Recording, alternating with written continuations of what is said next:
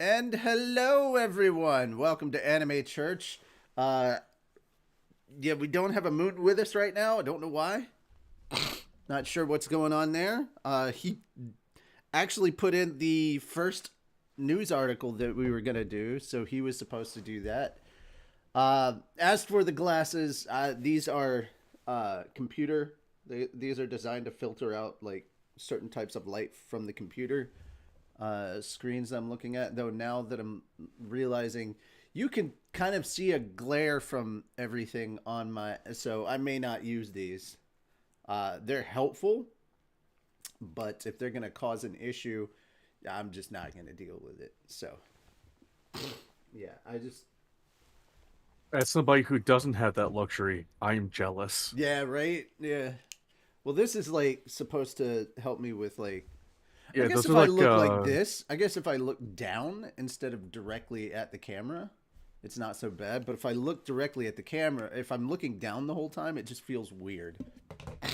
So hi everybody, welcome to Anime Church, the only church where cosplay is not only encouraged but highly recommended. I am Richie Roberts, your Minister of Science and Technology. and I am Fenrisario in your Sanctus Snackos. And nobody's going to praise Arceus today because Moon is not on time, and that means he just missed his introduction. And we're not gonna go back and do it just because he showed up late.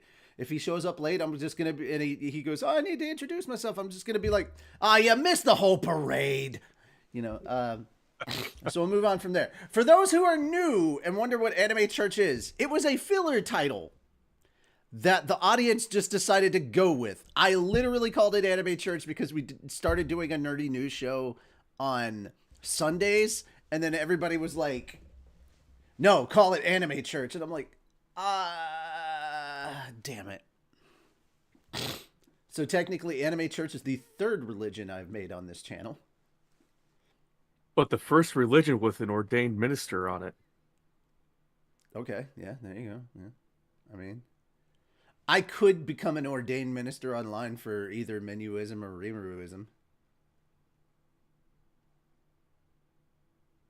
To be fair, though, Menuism isn't a real thing. It's literally called the Cult of Menu. They're a cult, not a fully sanctioned religion. How far do you want to take some of these jokes? Not at all. Like, I became an ordained minister for the Church in Napalm, a joke religion my buddy and I set up in the division. And now some of our friends are trying to get it established in the army as a real religion. What is? The Church of Napalm. Oh, okay. That I can. I mean, it's explosions. I'm down with that. No, we just worship napalm, jokingly. With napalm, lots and lots of napalm. Lots of napalm, yes. Yeah, there we go. I mean, that's not any worse than the flying spaghetti monster. Is all I'm saying. Also, guys, I don't know why, but my allergies decided to start acting up right before the stream. So, yeah, got that to deal with. I'm glad that your friends binged all of our abridged content. That's awesome. Let's see. Last thing to look at before we get started. Oh, yeah, I'm gonna plug something that is not ours. I know. Wow. I showed this to you a second ago, but I'm gonna show it to them now. This is the beginning after the end. It's a isekai, technically.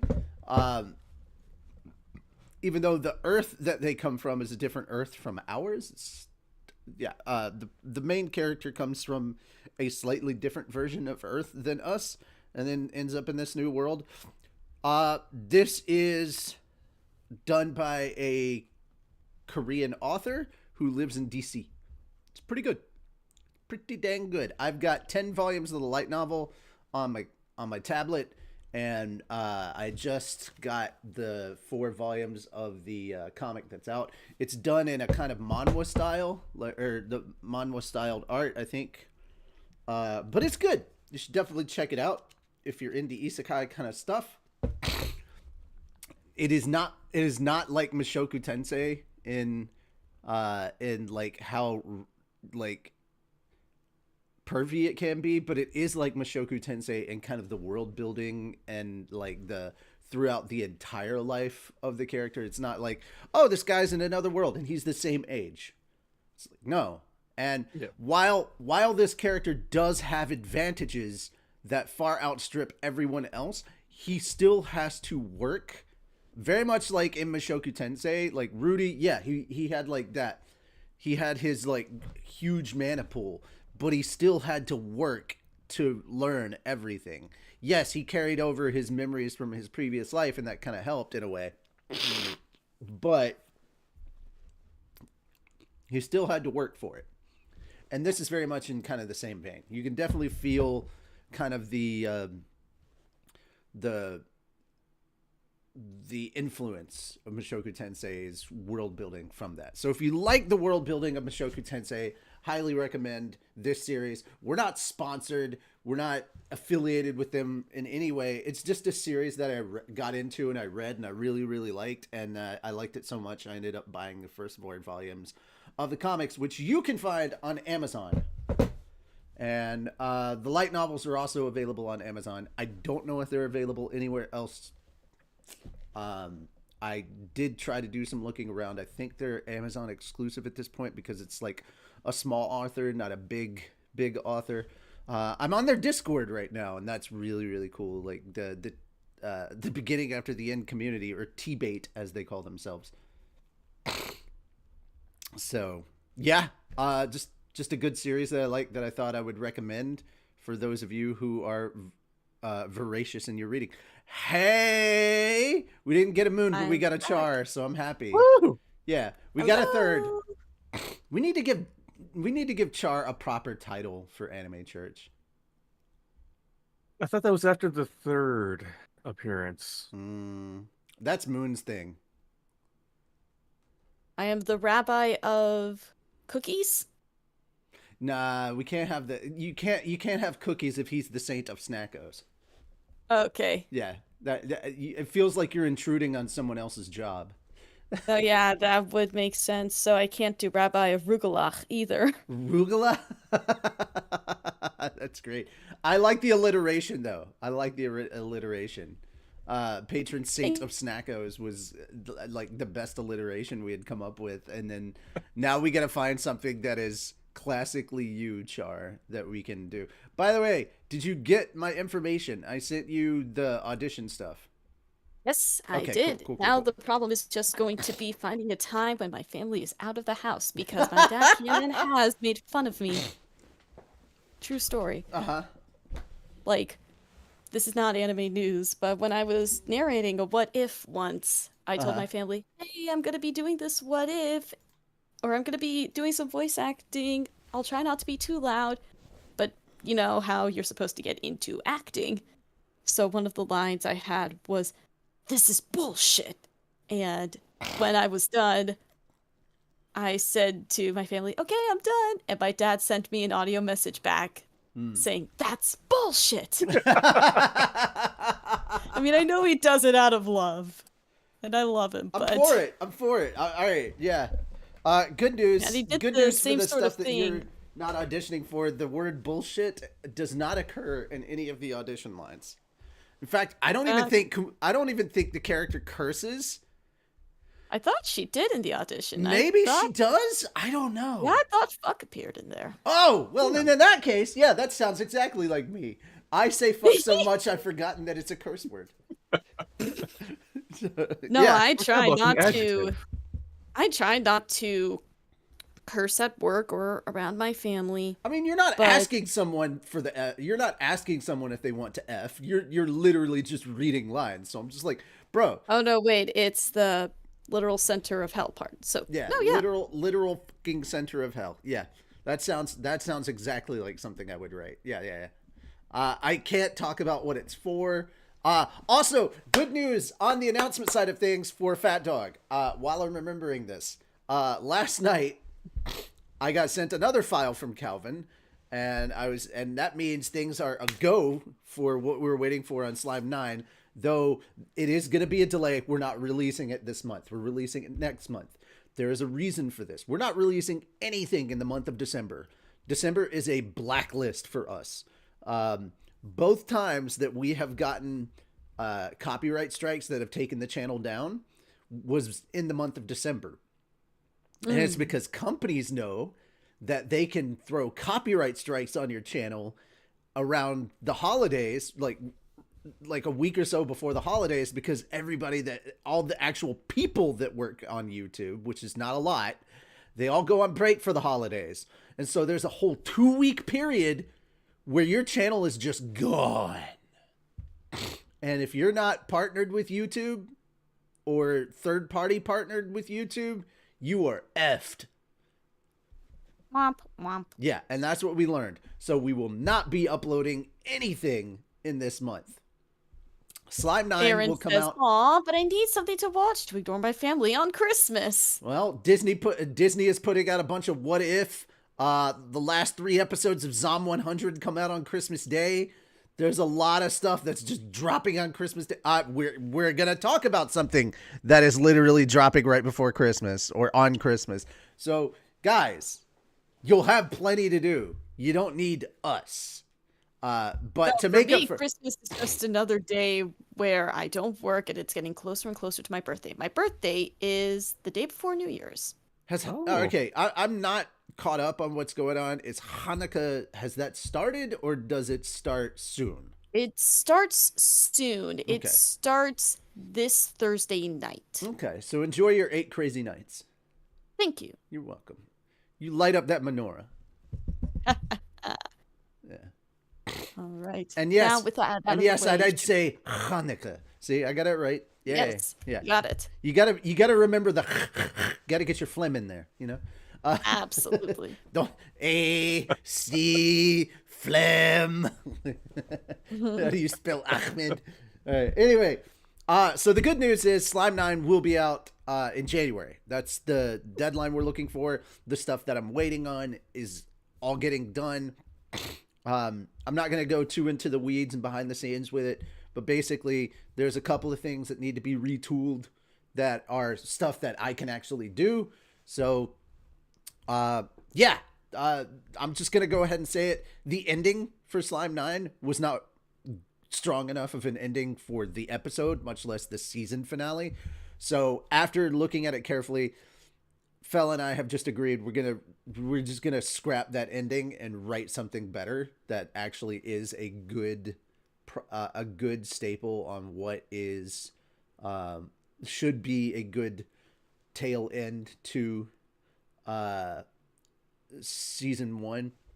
I mean, we may just straight out take the post-credit scene and put it as the final scene and then make a new post-credit scene. I've considered that. I mean, it's just an option. But yes, Slime 9.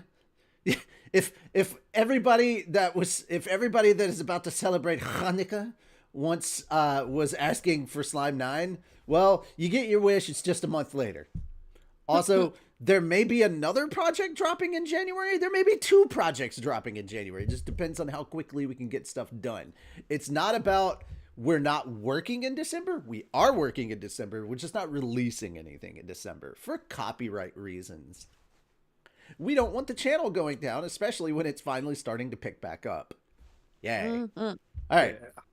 So, that having been said, I think we've talked about our Fat Dog news and our basic nerdy news. I plugged a series I like. Oh yeah, Char, you didn't see here. This is Beginning After the End. I got 4 of the comics. It's a good isekai series. Yeah. That's kind of what I was talking about. I think I think we'd moved on from that by the time she joined, right? Yes. Okay. That's what you missed.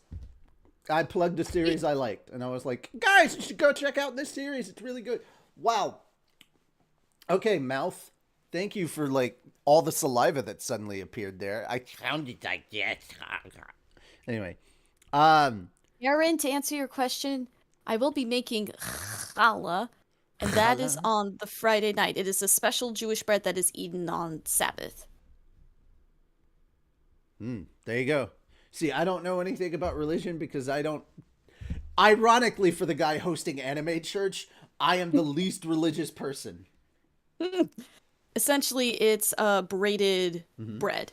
Like, there are traditions that I follow from religions I was raised under, but like, I officially refer to Easter as Zombie Jesus Day, or the respawn heard around the world. And let's see. I believe in this. Here's my religious view, and it comes from Halo. Okay. Spartans don't die. No, don't sing. Don't sing. No. Spartans never die. They just go to hell to regroup. There you go. No, Spartans don't die. They go MIA. No. They go to hell to regroup, and then they come back. That's the Marines. No, no. Spartans. Because if you're even historically or Halo wise, Spartans make Marines look like pussies. Oh, dude, yeah. 300 Marines were not going to do what the Spartans pulled off. I'm sorry. You give them the same gear in the same time period, but with all the Marine training? No. 300 Spartans are going to kick some serious ass and drop more teabags than Lipton. I was going to say, what are they using to train the Spartans with? Because we need that in the Marines. Oh, in Halo?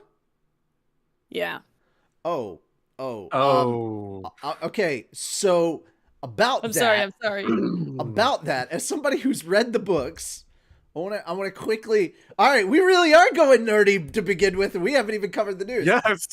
There are a lot of ethics and laws that were seriously violated in the creation of the Spartan program. I want you to understand, Master Chief and everyone that was with him, those were kidnapped, and those people were kidnapped for the program, and they were replaced. I correct you on one thing real quick, Richie. The Spartan 2 program. Oh, not the Spartan ones.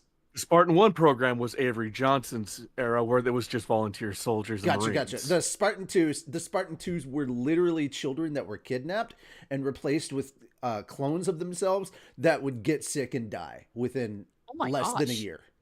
And the very first combat mission they ever went on was when they were 14 to kill fellow humans. Yeah. Oh my god. Yeah, the Spartan program was not created to fight the Covenant. The Covenant didn't show up until much later. They were literally an elite fighting force sent down to take down rebellious units in the broader galaxy. Yeah. Yes. Okay, I take back what I said. That's why if you play Halo 4 or Halo 5 and you're like, why is everybody like giving hate to Dr. Halsey? And it's like, because her crimes came to light. Like, the only reason she wasn't given the death sentence is literally because her program saved humanity. That's it. Mm-hmm. Halsey was a fucking monster. Also, the augmentation that they went through for the Spartan 2 program literally either killed or left serious permanent debilitation to all of them that went through that program. You do realize that John was not naturally like 7 foot tall. No, none of the Spartans were. The bones, the muscles, the nerves, everything has been augmented. Oh my lord. If memory serves, John is a fucking beast.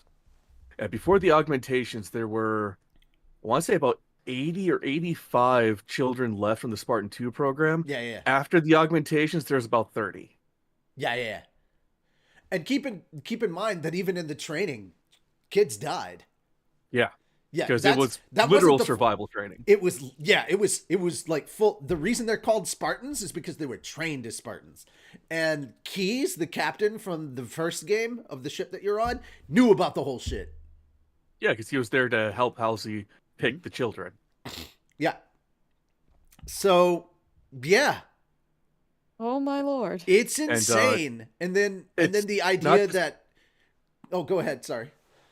Part of their training also was pitting them against Marines and ODSTs. Then accidentally killing some of them during the training.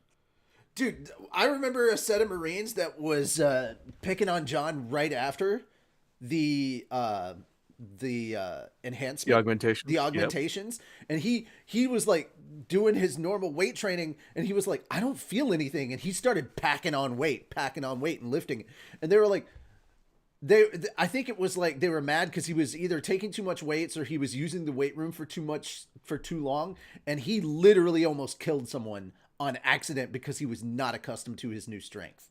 No. Yeah. Yeah. It is insane what they did to these children. And keep in mind that the augmentations and everything, that happened to them when they were teenagers. And they were basically trained and raised to have no emotions. Yeah, whatsoever. by the time that you meet Master Chief at the time of Halo 1, he's in like maybe his very, very early 20s, if not just 20. Oh no, I think he's in his late 20s, early 30s. By that time? Yeah, because that was in 2552. Huh. Just a second. Like, I know he's been through the ringer. When did Reach happen? Reach, I believe that was 2548 or 49. And that's the only time no. ever. That's 2552 as well, because Reach happened literally right before Halo 1. Yes, because the Pillar of Autumn jumped out of fell But out I of don't know. hyperspace I don't know afterward. how far before that it was. It like the course of just a couple of days? Initially, it was 8 hours in the first Fall of Reach book that was released back in the early 2000s, and then Reach changed it to about 2 months. Okay. Because the actual campaign of the game, Yep. like also that is the first time that we've ever met a character that wasn't John, that they literally like, even Halsey was like, yeah, there's only one other Spartan that is like at this level, so we finally meet another Spartan that is like on par with Master Chief. And he was a Spartan 3, which did not undergo the same amount of training as the Spartan 2s. Wait. No. Noble 6 was a Spartan 3. Was a Spartan 3? Yes. When did they started the Spartan the Spartan 3 program started, I want to say 2541? Yeah. The Spartan 2s were like, I thought the Spartan 3s didn't come around until midway through the Covenant War. Like, because all right, so in Halo 4 and all that other stuff, those are the Spartan 4s now. 2531 was when the Spartan 3 started. Okay. And also John 117 was born in 2511. So he was 41 in Halo 1. Jesus Christ. But but those Spartan 2s, their first missions were as teenagers and young adults. And when the Covenant finally showed up, because it was like John and the rest were still pretty young when the Covenant showed up. They were, I want to say, probably 16 to 20. Yeah. What was the live action like mini that they did where they were at the Academy? Forward Unto Dawn. Yeah. And it was kind of a prequel. It was a prequel to Halo 4 in a way. And I was like, so many of us were hyped for Halo 4 just because of that. Like, they were like, oh yeah, I should make a Halo TV show. And then they made it and it just ruined the canon. Thank God it was in another alternate timeline or whatever. But like, when they actually made a web series for Halo, it rocked. And I was like, you should get those people involved. Yeah. I was going to say, when you get people who respect the source material, then you have a good show on your hands. It wasn't just that they respected the source material. It was the studio itself that made them. So it was the people that made the source material that made this. That's the big thing. It's not just respecting the source material. It's like literally having the creators on hand for more than just like, yeah, that's cool, or like, asking for advice. Like, have them directly involved. And it's like, no. Oh yeah, that is true. That's actually the reason why so many people, myself included, the One Piece series. Yeah. Because Oda was directly involved in all the decisions. I mean, yes, there were some deviations, but it didn't detract anything from the plot. And it did not change up his characters in any way, shape, or form. And that was a big sticking point. The only issue that Oda had that he could not get his way on was Luffy did not wear sandals. And it was because of a safety issue. Like, Exactly. you're not allowed to wear sandals on Stunts. well, just on that shoot in general. It's a Netflix thing. Yep. So, speaking of more Halo live actions, there is a guy Oh, I follow no. on Twitter named Stephen Ford who is making a fan-made Hell Yeah, Jumpers movie. I'm so for it, man. All right, if they wanted to I'm make, so looking here's the forward to thing: it. if you wanted to make a good Halo franchise, here's how you do it. Just do the ODSTs and then tease the Spartans at the end. Like the Spartans, there's not a lot of Spartans out there. They're not like, oh my God, we're everywhere, we're everywhere. They're not. There's very few of them. Yeah. But when they do come in, it's like the gods have stepped in to rescue you. It should feel mythical, like, and mysterious. Doing the ODSTs, I would love to see an ODST story where like people don't know what Spartans are yet, kind of like Forward Unto Dawn. They don't know what the Spartans are, and then they just come in and they freaking wreck house and save the ODSTs in their like bleakest moment.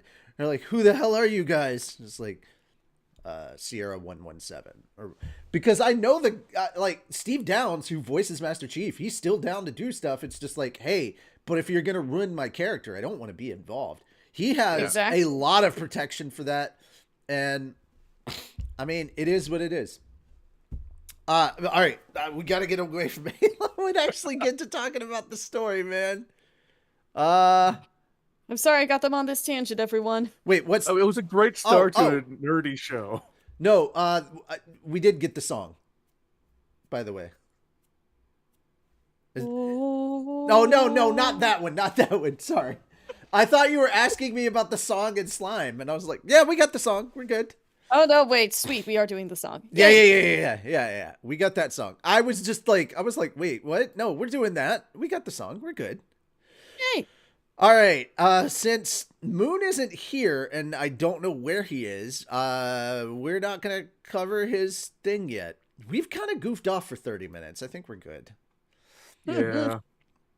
And I'm gonna let you have this story, Char, and of course, Fenris as the foremost expert on all things Gundam and mecha in general.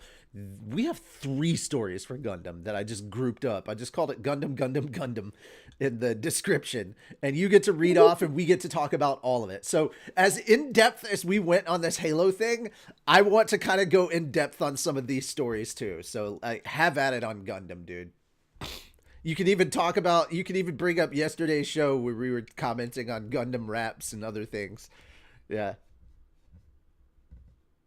So that Can I Gundam rap. do the Aono Exorcist and Isekai trailer? The Journey Through Another World novel, the second one. Which isekai trailer do you want to talk about? You want to do Blue Exorcist? You're all to have Blue Exorcist. Oh, we're all gonna talk about the Suicide Squad. By the way, this trailer actually has subtitles, so that's the good one. Oh, sweet. Yeah, it finally has English subtitles. So yeah, yeah. Sorry guys, I did not pick stuff until like just a little bit ago because I just went farming through stuff. My typical news source is on break, so yeah, I don't blame him for going on break. For Never News is on break. He usually has some extra stuff that I find. And we got some SAG-AFTRA news that we're covering at the end. There's a lot to go on, guys. So, that having been said, Char, you want to take it away? Sure. Let me do let me guess. The things that you wanted me to talk about were the K-pop thing and No. Journey No, Through I Another want to World. talk. I want to talk about the K-pop thing. I've got words because. Whoo-hoo. All right, so A Journey Through Another World gets a new anime in 2024. Alpha Polis announced on Wednesday that Shizuru Minazuki's A Journey Through Another World, Raising Kids While Adventuring light novels are inspiring an anime adaptation that will debut in 2024. Voice actresses and real-life sisters Aina Suzuki and Miharu Hanai will play the roles of twin sisters Alan and Elena in the anime.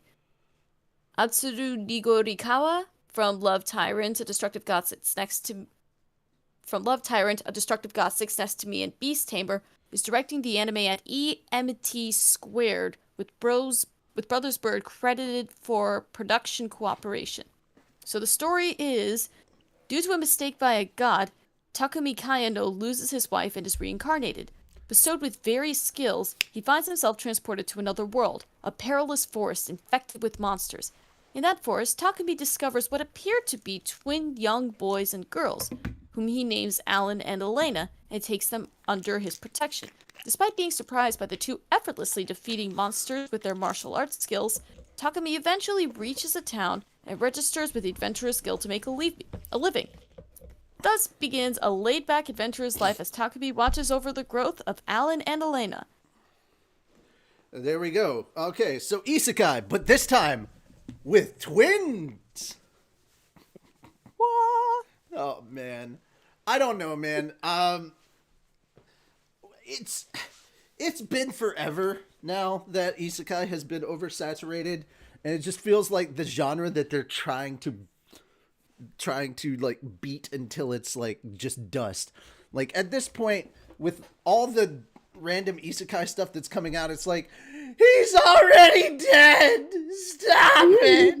You know, but I don't know. It could be interesting. That's actually, like, isekai was a cool thing when it first started. Yeah. And then at some point it's just like, ugh, I'm tired of isekai.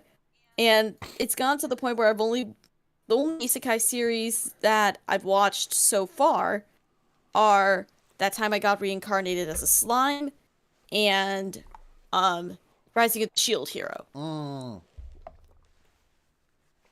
Rising of the Shield Hero is not the best. No, not that. Check out Mushoku Tensei. Yeah, I knew you were going to say that too.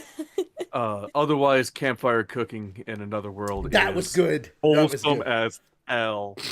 I will say love this. It. I will say this. Mushoku Tensei is really good in the fact that they literally, like, the first half of season 2, everybody was mad because there wasn't a bunch of fighting going on, because they literally slowed down and let the characters, like, take time to, like, further develop, because, like, you're literally going through the life of a person, right? And so it's I gotta give Mushoku Tensei props, because they like got to a point where Giga had to make a video defending Mushoku Tensei and talking about how good erectile dysfunction was for that anime.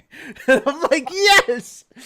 It's the funniest thing is just Giga going, here we are, 2023. I'm arguing for ED. And I'm like, yeah! This is but like Giga is more of an isekai whore than I am, right? And that's saying something, because I love me some isekai. But even I'm like rolling my eyes going, come on, man. That being said, if you're looking for some top tier trash while you're sifting through the garbage, isekai is the genre for you. Yeah.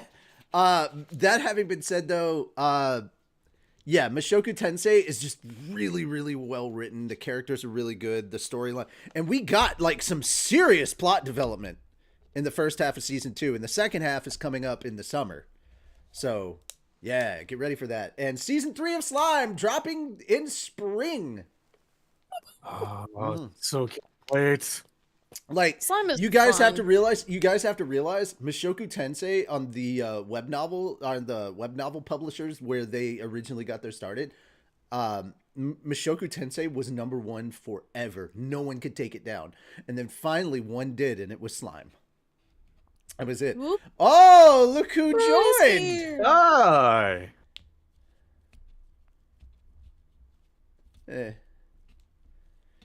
Hi. Nope, can't hear you. Is that what you've been fighting with this whole time? No, you just were asleep? Yeah, I called your phone, you didn't answer.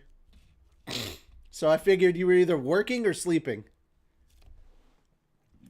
All right. Well, you missed the introduction period, or as I'm going to say, you missed the whole parade. So we're not going to do the introduction. You can do it at the end. Fair. All right. So as far as this isekai thing goes, this new story, I'm gonna.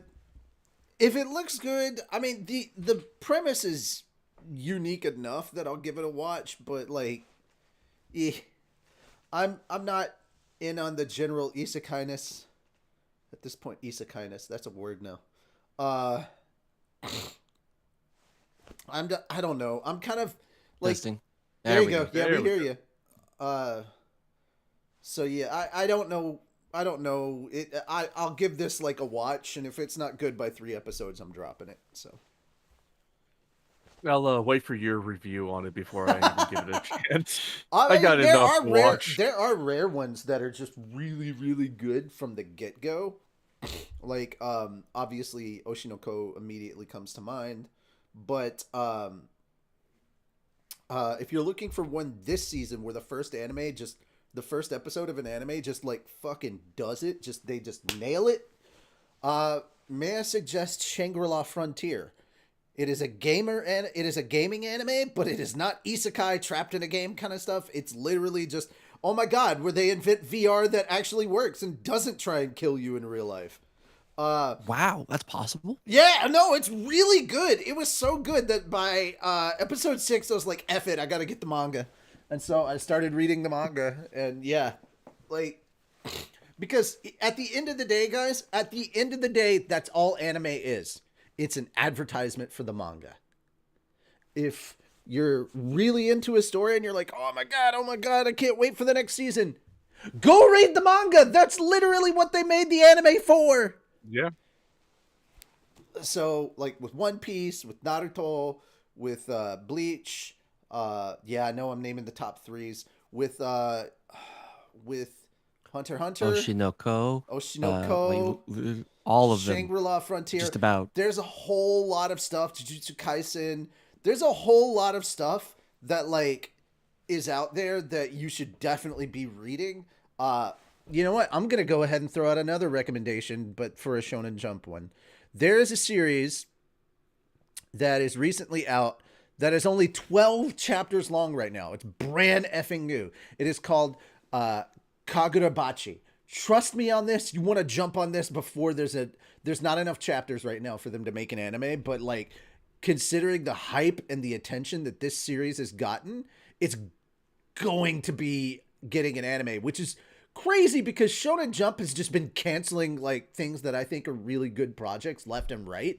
Like stuff that you're like, I need more of this, and then they cancel it. And it's like, what the fuck, Shonen Jump? I'm really kind of done with Shonen Jump's bullshit right now. There's a lot of good series. Go ahead. No, I was just going to interject quickly. Kagurabachi, it's gotten to the point where I'm in a different server, and there's like, there are servers talking about certain spoilers for My Hero Academia, spoilers for Chainsaw Man, and then there's one that they recently put on for Kagurabachi. Yeah. This is only 12 chapters in, and the 12th chapter came in today. It's interesting. It's good. It's got its dark and gritty moments, but it's not like Chainsaw Man level of dark and gritty or Jujutsu Kaisen dark and gritty. This is kind of more wholesome. I don't know. It's got its lighter moments are really, really good and keep it at that level where it's not as I'll say this, it's been really, really fun for me to just sit here as a manga reader going, I know the crazy shit that's coming this season in JJK, and just sitting there watching fans melt because they didn't think this or that thing would happen. Oh, trust me, I started reading the manga more recently because I was like, oh, I want to know what happens in the next episode. Mm-hmm. And there are certain parts where I'm just like, I know it's coming. Season but 1, I still don't want to see it. Season 1's best girl just had her quote unquote episode, and I'm watching people lose their shit.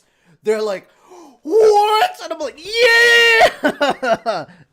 You know how they say misery loves company? Well, misery was jumping up and down in joy this Thursday. Mm-hmm. Yeah, it did. That having been said, what's going on at MAPPA and their practices and stuff, even though we do very much lay the blame on MAPPA for their choices, keep in mind that this is industry wide, and it's a systemic problem, not just a Studio MAPPA problem. It is a straight up systemic problem in the anime industry, And one of the ways that we're going to have to affect that change is top down. It's got to come from the fans because we're the ones with the most demands and the most pressure on all of them. It's not just pay your workers better. It's like, hey, maybe this model that we have right now isn't the best. I was gonna say, it's not just... I mean, we hear a lot of it from Studio Mappa, but that's because the employees feel like they need to speak out about it. So much so that they broke NDA. That's what happened with Mappa. I mean, we could talk about this. I do want to talk about this on the podcast, on Technical Difficulties podcast. I definitely want to sit down and do a deep dive into this at some point. So we may do that, but that's going to require a lot more research than we're able to give for Anime Church at the moment. That having been said, let's move on to the next topic. Since you're here and your mic is now working, I guess we'll yes. I guess we'll go to your topic now. All right. So, Gurren Lagann is getting nuts. I think it's not new movies, but 2 movies that are going to be dubbed and shown in the States. Okay. Gurren Lagann films to screen in North America in January 2024. Studio Trigger and Aniplex USA revealed at a panel at Anime New York City on Saturday that the revivals... Anime NYC. That the revival screening of Gainax's Gurren Lagann the movie, Childhood's End, and Gurren Lagann the movie, The Lights in the Sky Are Stars, films will release in theaters in North America in January. Gurren Lagann the movie, Childhood's End, will screen on January 16th and 17th, and Gurren Lagann the movie, The Lights in the Sky Are Stars, will screen on January 23rd and 24th. So the first films will be available on my birthday. Nice. Yay! I won't be watching The films them, will be... but that's just nice. Yeah. That's fair. The films will be available in 4K and in 4D somehow, and will be available in both subbed and dubbed format. The dubbed format will be the first time the films are dubbed. Tickets go on sale on December 8th on Fathom Events. Oh, man. Studio Trigger previously screened both films in 2D and 4D in Japan in August through October and screened the films in Taiwan in both 2D and 4D in October. The screenings celebrate the film's 15th anniversary. Studio Trigger has also released the 2 films on 4K Ultra HD Blu-ray disc on September 27th. So And it doesn't that's make basically mention of where it's going to be at. And Sadly, no. It just says in the States. it says in the States. And honestly, my thing is I'm like hoping it comes to like decent cities and not just New York and LA.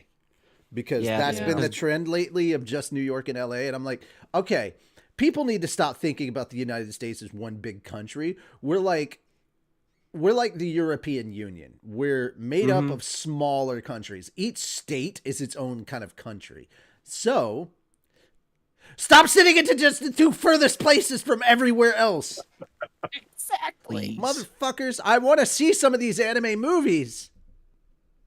I mean, I'm at least Especially glad. I really liked Gurren Lagann. I'm glad- really loved that anime. Yeah, it's a good anime. It's a really good anime. That having been said, though, guys, the U.S. is bigger than just the left side of the country and the right side of the country, and I'm not even talking about political. Alaska and Hawaii. I'm not even getting political here. I'm talking about the 2 sides of our country. Even California is much bigger than LA. Yeah, right? I mean, Jesus Christ. California is much bigger than most states. California is the 5th largest economy in the world. Jesus. Yeah. Still, we gotta fucking... We gotta do better, There's guys. more than New York. There's more than California. You can... There's more than New York. There's more than LA. Guys. Come on.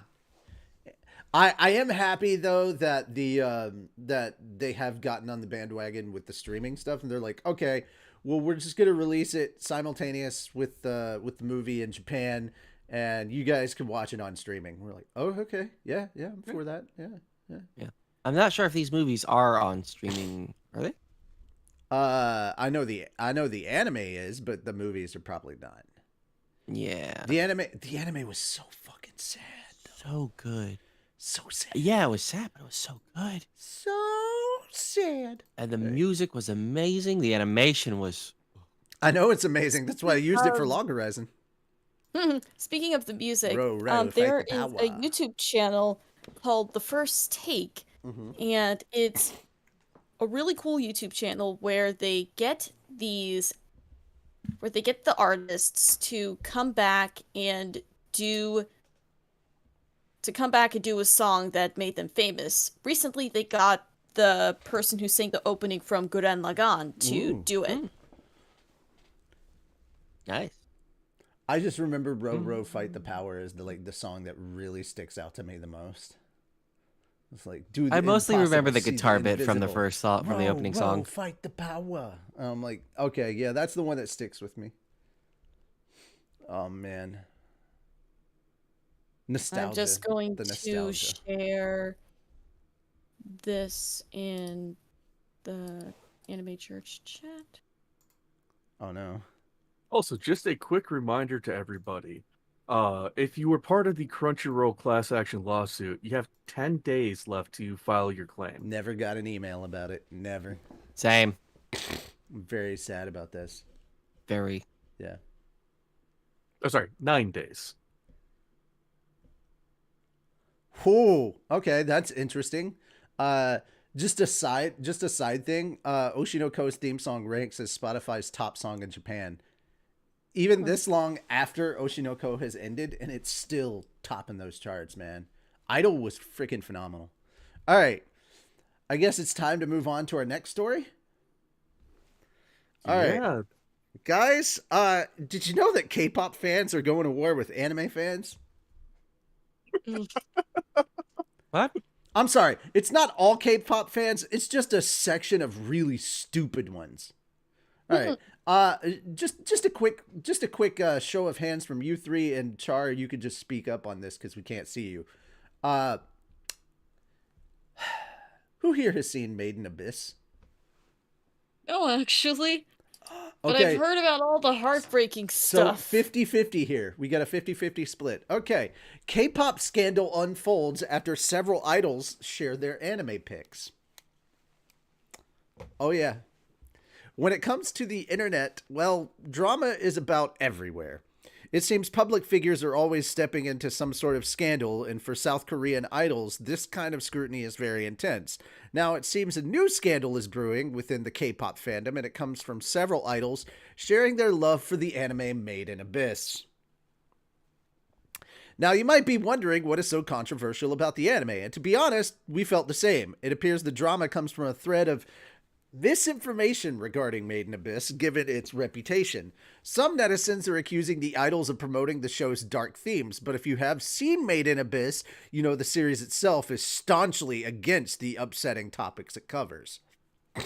The whole situation came to light after the K-pop idol Woozy did a live stream. By the way, guys, this is an old live stream. This drama came up like months after the live stream had happened. This is... All right. When asked about his go-to anime, Woozy mentioned shows like Spy Family as well as Komi Can't Communicate, but he also mentioned Made in Abyss. This revelation sparked anger within parts of the K-pop fandom, and netizens dug up posts tying other idols like Dex and Taeyong to the series. Sorry, I don't know Korean names, so I hope I'm not mispronouncing them, but I probably am. Anyhow, guys, I watched parts of this, specifically the part where he's talking about Made in Abyss, from the interview they're referencing. He literally says, it's dark, it's gritty, it's not suitable for everybody. It's a really good show that I like, and he didn't recommend it. He actually warned some people away. This whole thing got blown out of proportion. Anyhow, Always does on the internet. Oh yeah, the whole situation came to light after K-pop did a live stream where he asked his go-to anime. Yep. As for why those fans are upset, it has to do with Made in Abyss's content. The show is critically acclaimed, but also incredibly dark. From sex trafficking to grooming and cannibalism, Made in Abyss is very heavy. In South Korea, the show is censored more heavily than it is in America, but the dark themes are impossible to overlook. It should go without saying, but Made in Abyss does not indulge in these themes or promote them in any way. But of course, misinformed fans have taken the show's reputation out of context. Just like any sort of media, Consumer discretion is always advised. Made in Abyss is comparable in theme to hit IPs like Game of Thrones or The Last of Us. Yeah, it gets dark like those. Yeah. Just because an idol likes a show doesn't mean you have to approve of its contents. But if that is the case, well, it isn't right to accuse those idols of promoting or even partaking in the show's contents. What do you make of this latest K-pop thread? Let me know what you guys think. I want to know in the comments. And of course, immediately, I want to hear your guys' reaction to what I consider to be utter nonsense from the K-pop community. Or I at agree least with certain you about specifics. it being utter nonsense. I think I remember seeing like a bit of a stream a while ago where someone from BTS was singing Kickback, which is the opening for Chainsaw Man, and I'm like, oh, that's cool. It shows anime's universal. But seeing this stuff and how people are taking it out of context, it's just, come on. Why you do this? Anybody else? Before I make my unceremonious statement that's going to piss some people off. People need to grow the fuck up. Yeah. Just because somebody likes something and you don't, or you don't fully understand it, doesn't mean you should spread false information or just blow your lid over something stupid. Thank you for saying lid. I still have not seen Made in Abyss, by the way, but again, Fix I that. know about the dark themes. Yeah. Yeah. Yeah, knowing I haven't about the seen it themes, either, but, knowing about the themes, and then actually watching the show, or I can't even Two describe completely how much. separate things. I can't even begin to describe how much of two different beasts those things are. That's true. Be right back. I gotta step off screen for just a second. Please continue. Your opinion? But yeah. it's also I think it's just really sad that they're blowing this stuff out of proportion. Like, anime fans understand what's going on versus the K-pop fans are like, wait, you like this show? And it's just stupid. They're stupid. Stop being stupid. Yeah. Especially because, like, there's a lot of shows out there that kind of do darker stuff. Yeah, There's a there lot are of so anime many out there shows that that are does darker offensive. stuff. Like, I'll say this about me watching anime with my mom. I'd like have to be very careful about what shows I pick. Like, there's a lot of stuff that I like, but it's also a matter of what will she be okay with. And there's Yeah, there no, are so I many get that. shows. Yeah, there are so many shows that I watch where it's just like, I probably don't think she would be okay with this. Like, I was trying to describe Jujutsu Kaisen to her, and she pretty much said, "A guy eats a finger? No." And I wanted to tell her, no. There's awesome kick-ass girls. Like, none of the girls are helpless. But yeah, the moment she said the finger thing, I'm like, okay, yeah, that. there's only two anime that I think I could realistically that I've sat down with my mom and she was like okay with watching with me. That would be My Hero Academia, because it's just for everybody, honestly. Yeah. It's My Hero Academia. It has its dark moments, but like overall content, it's kind of rated E for everyone. Pretty much. I could also add Spy Family to that list, but I haven't showed that to my mom. The other one was Dr. Stone. Yeah, I started watching a couple episodes of Dr. Stone with her, then we stopped after a My bit, mom but she could liked the not. bits that we saw. My mom could not deal with the first episode of Fruits Basket, and I'm just like, "Are you kidding me? That is the most tame anime out there." She's like, "They're changing into animals. That's just not right." And I'm like, "Yeah, that's the point of the show. It's not right. This is wrong. They're not normalizing this. They're saying, hey, this is a curse." Like, yeah. Anyway, all right. So all right. I put my glasses on. I don't have a soapbox, but essentially consider me putting You said my that's glasses Fruits Basket? That was Fruits Basket, yeah. Quiet, everybody. All right, Which here is we creepy. Never seen that, and I didn't know that's what that anime was about. I'm getting my Gendo Ikari on right now. Okay. I'm not gonna do it. I'm not gonna get in the robot. Get in the fucking robot, Shinji. All right. K-pop fans, this is a public service announcement that needed to be said. Don't fuck with anime fans. We're the reason you exist. If it wasn't for anime, K-pop would not have been so broadly accepted and become such a huge thing in the Western world. Anime paved the road, to borrow the expression from He Who Remains. We paved the road. You just walked down it. Anime was the gateway to K-pop. Now, it may not have been your specific gateway, but anime is the reason. It is the reason for the season. That's why we have DB Simber. But, shameless plug to Team 4-Star there. But yeah, shows like Dragon Ball, Gundam Wing, basically the Toonami block, and how it became so part of our culture now, how anime is just considered even though it's a subset, it's not as tiny of a subset anymore as it used to be. And the reason why so many more people are expanding out and checking out stuff from other places in and around Japan, like Korea, is because anime. So maybe don't talk about a subject you're not overly familiar with. Now, I'm not talking about anime in general at this point. I mean, specifically, Made in Abyss. A lot of assumptions were made based on blurbs that somebody read and just assumed that the whole show is this. If you don't know what the show is really about and what all is going in there. Also, you've kind of spoiled some shit for two people here who are looking forward to watching Made in Abyss. Still watch it. It's fucking phenomenal. Fuck, we should just have a watch party. We should. It's so good. It is. Yeah. That having been said, though, those who live in glass houses should not throw stones. You must be great from that glass castle of theirs. Yeah, I know, right? Also, dear K-pop stans who are coming after after your own people, your K-pop idols, for watching that show. Your stans, not fans. I'm gonna borrow a phrase from somebody that I watched today. You're not a fan, you're a dick rider, and there is a difference. So I think you'd be more at home.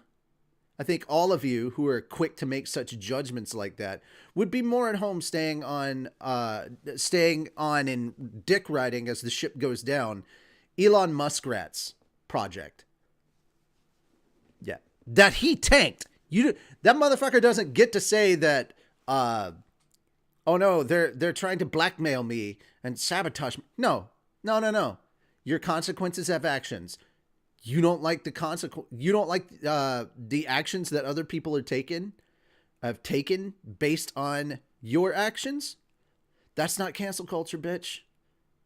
That is reaping what you sow. And the same thing is happening right now with certain subsections of K-pop. They're like, and the people on the side that are like, oh my God, you watch the show, we want to support you. That's not reaping what you sow. That's being overly judgmental without understanding the context. We now return to your regularly scheduled show. And now for something completely different. I know, I read out another Richie's rant. I'm so sorry. Okay. I just can't with this type of people.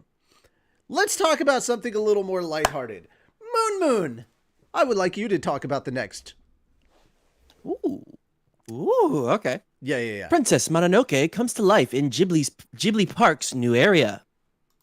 On November 1st of this year, Japan Ghibli's Park opened a new area, one based on Hayao Miyazaki's award-winning classic, Princess Mononoke.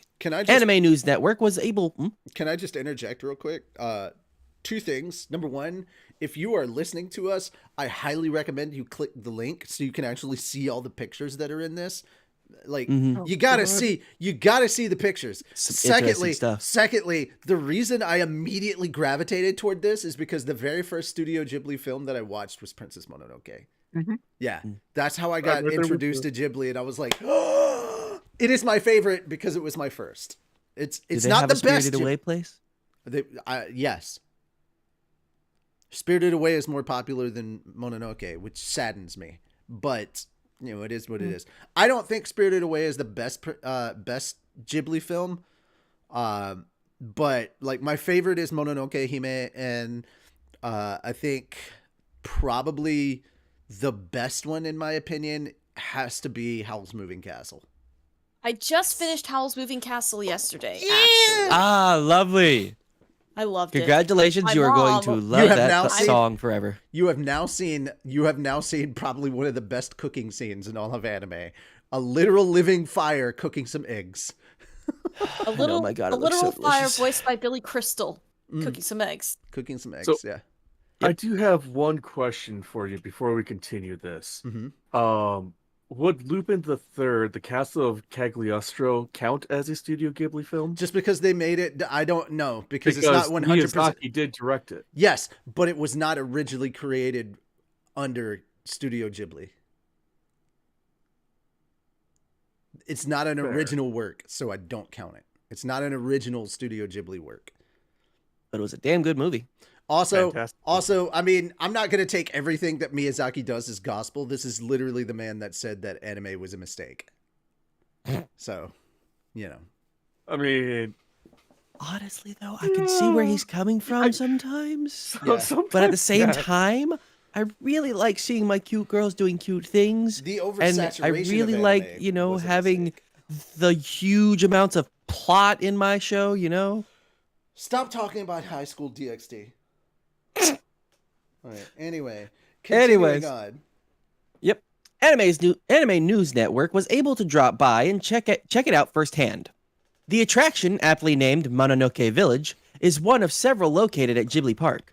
But rather than being a typical theme park, Ghibli Park is a series of small, cordoned-off areas located across the Expo 2005 Aichi Commemorative Park, a massive public park that anyone can enter free of charge. Ooh, I know where I'm going. Instead of rides, the Ghibli Park attractions are immersive experiences, like visiting a fully furnished version of Mei and Satsuki's house from My Neighbor Totoro in the Dondoko Forest area of the World Emporium antique shop from Whisper of the Heart at the Hill of Youth area. Okay. There's not a single comma in there, and there needed to be 3. Guys, 2025 Anime Church Anime Church field trip 2025. Yeah. Yes. Yes. I'm down. That way it gives I'm us a down. whole year. That way it gives us a whole year for like the passport process and everything. Also the money that you need to raise for your passport. Well, lucky fuck you, sir. I've had this for Also 6 years it gives now, us and I the have money. yet to use It gives us the money to like raise for flight and all that stuff. If you want to fund like amazing adventures like this, make sure to go over to Fat Dog's Patreon. Link in the description. Here's If we something do fun. this field trip, can we do a live stream from the park? Not without permission. No, I don't think you can even take pictures at this Studio Ghibli park. That's fair. We can do a live stream after the event and talk about all the cool things. Yeah. I remember a Jaden Animations thing where she went to the Studio Ghibli Museum and she wasn't allowed to take pictures or anything. Like, if you do that, you have to let them know in advance. And we would need somebody that, we would properly need somebody that is Nihongo Jozu, that their Japanese is very good. So, you know, I reach have out a to. friend who A, already lives over there, and B, is half Japanese. He was born and raised here, but he knows Japanese fluently. There you go. So, I was gonna say try and get some creator clout there and see if we could reach out to one of the Trash Taste Boys. But yeah, Oh, better. Could do that as well. Mostly- try to reach out to Chris. mostly Chris Abroad. Yeah, Chris Broad, that'd be cool. yeah. But I mostly would like to meet Chris Broad. That'd be fun. mostly the person I want to reach out to for help with this would be Connor, because that is the guy that can somehow go into like certain places and like live stream it.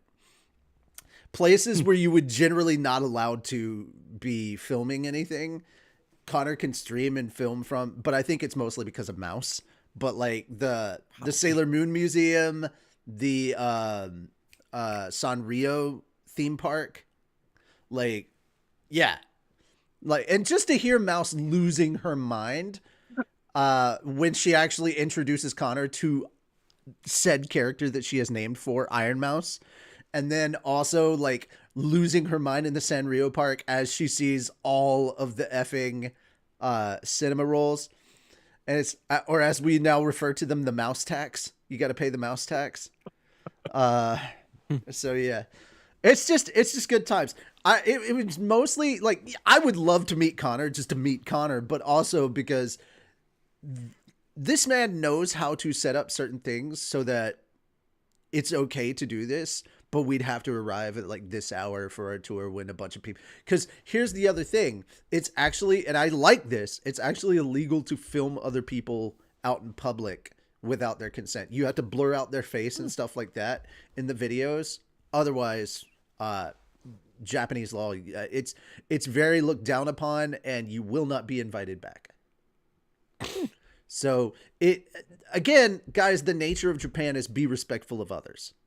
It is the community before the self, which is the opposite of how it is predominantly in the Western world, where it is self before everything else. But basically, Japan has an unwritten don't be a nuisance law. And it's very strict in some cases. Some people might find it strict. Others would be like, that's actually kind of reasonable. So, or how we... One person... Oh, sorry. There was one person who I know who went to Japan recently that she went to a ramen place where it's like the maximum amount of people you can have in that restaurant is 4. Mm-hmm. And she brought like a big group of 12. And she was trying to explain, no, move the tables all together. And the people in the ramen place were just like trying to politely say to her, I'm sorry, ma'am, that's not how we do things here. And the tourist, being a Karen, pretty much kvetched about it. Well, F them is what I'm saying. For real. Yeah. Yep. I mean, don't go to a place and expect them to accommodate you. You are not the center of the universe. You're not a bright, special, smiling star.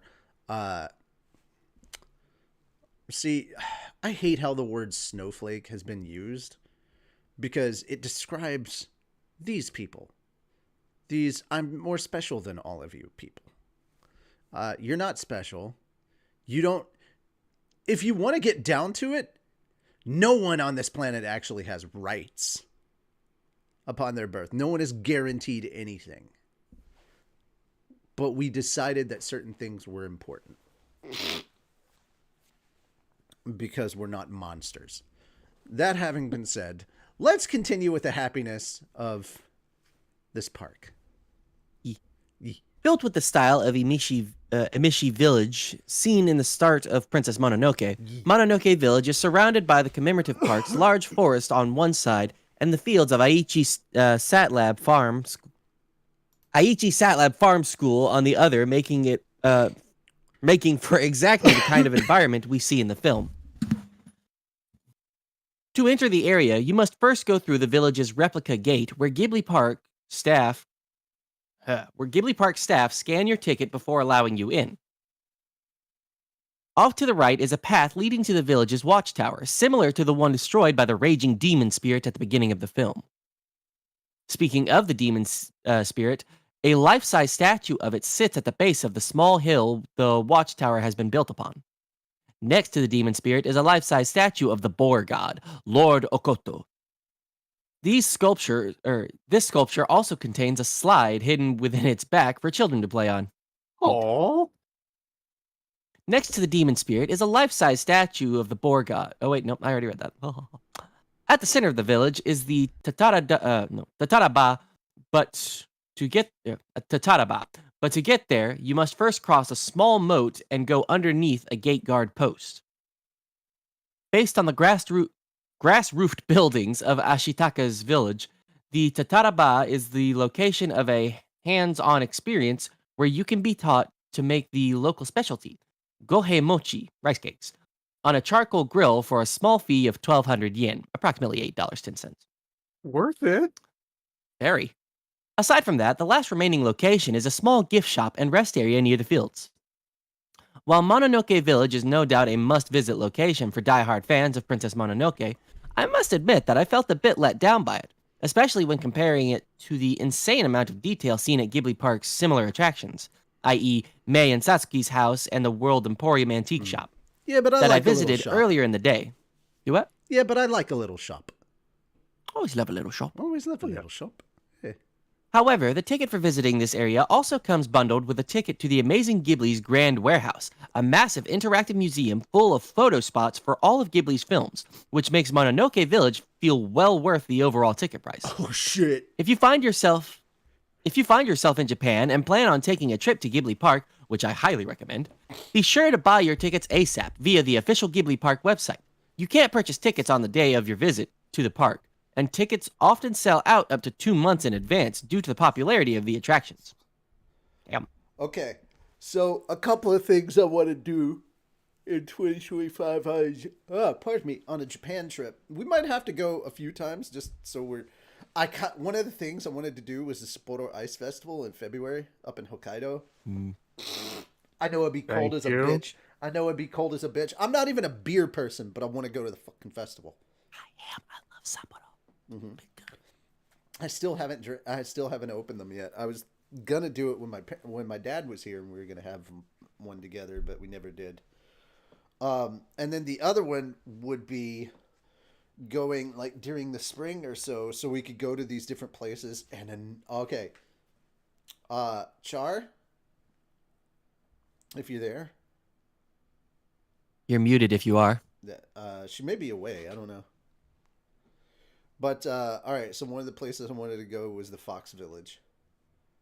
Yeah. It's literally nice. it's literally a. By the way, guys, just know that these are, even though they're raised in this village and everything, they're free to roam around and do all their fox stuff. So that it's not nearly like captivity. But I want you guys to understand something. Foxes can be assholes. So don't have loose things. They will try to steal your shoelaces. So best to go with like Velcro or something like that. Any items, like they'll try to take your camera. They're going to try to steal stuff from you and then bury it. So be aware of that. Even though they're kind of adorable. They are mischievous little punks. Do not, this is also a rule, do not go up and start petting sleeping foxes. You're not allowed to They disturb. will bite you. Well, there's also that, but like there's a rule at the village that you only interact with the ones that want to interact with you. Don't be a nuisance to other foxes that are just minding their business. Now, the foxes can be assholes, but you can't. That's basically the whole thing. Mm-hmm. You good, buddy? Oh. Yeah. Hmm? Yeah. I feel that. I went to bed at like 5:30. And then I woke up at like 8:30 something. Oh dear Lord, dude, that's on you. I know. I hated it, but But there's I want to get some food from Osaka. You know, like there's a whole, but of course you gotta go to Shinjuku. I just want to try as much. I want to street go. food I as want. I I can. want to go to. I want to go through the. I want to. All right. Here's the other thing. I want to just walk around and just breathe in the fact of how clean an inner city can be. True. You know, that'd be great. Yeah. even though there is a homelessness epidemic that's starting to happen in Japan with teenagers, but they still keep it more or less clean. Yeah, but a homeless epidemic in Japan is very different from a homeless epidemic here. Oh, I'll bet. Yeah. Anyhow, yeah, that is that story. We're moving on to, okay, so Fenris, you're going to have the mic for a while. Yes, I We will. have 3 different Gundam topics. So, before I actually get into this, the trailer shows off for the trailer for Requiem of Vengeance, or for Requiem for Vengeance. God, why can't I talk today? Shows off what the Unreal Engine 5 can do. Also, want to point out another of the things that we should probably visit is the giant life-size Gundam. Yes. Yeah. Yes. If we don't do that, Fenris is gonna rage. Oh, for sure. If we don't do that, I will disappear on the last day just to go there by myself if I have to. It's like, Just take me with you. it's like, what happened to the Gundam? It's at Narita Airport. Why is it at the airport? Some white guy stealing it. He took jet engines and put them on the feet.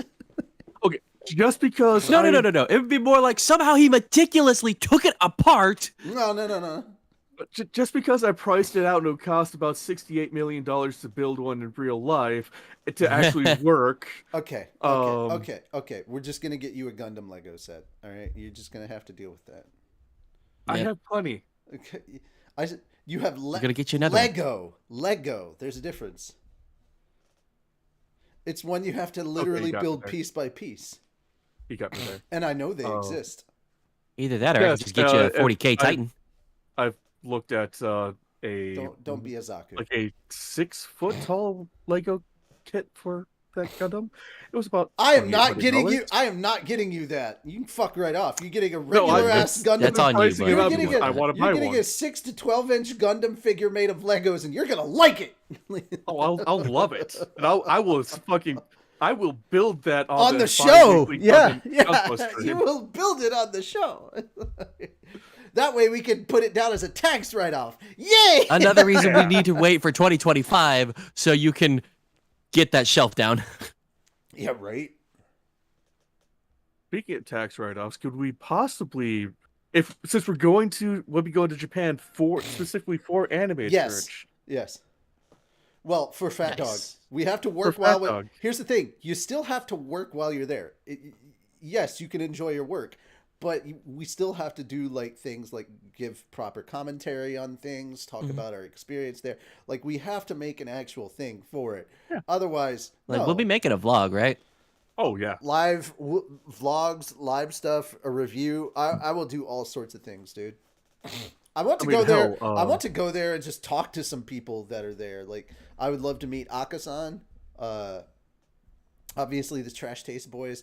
There's several people in like the community that I would love to like. I'd love to meet Kason, but I know that's not going to happen. You know, Yeah. she busy. She busy. Also, Kason recently gave birth to Fruit.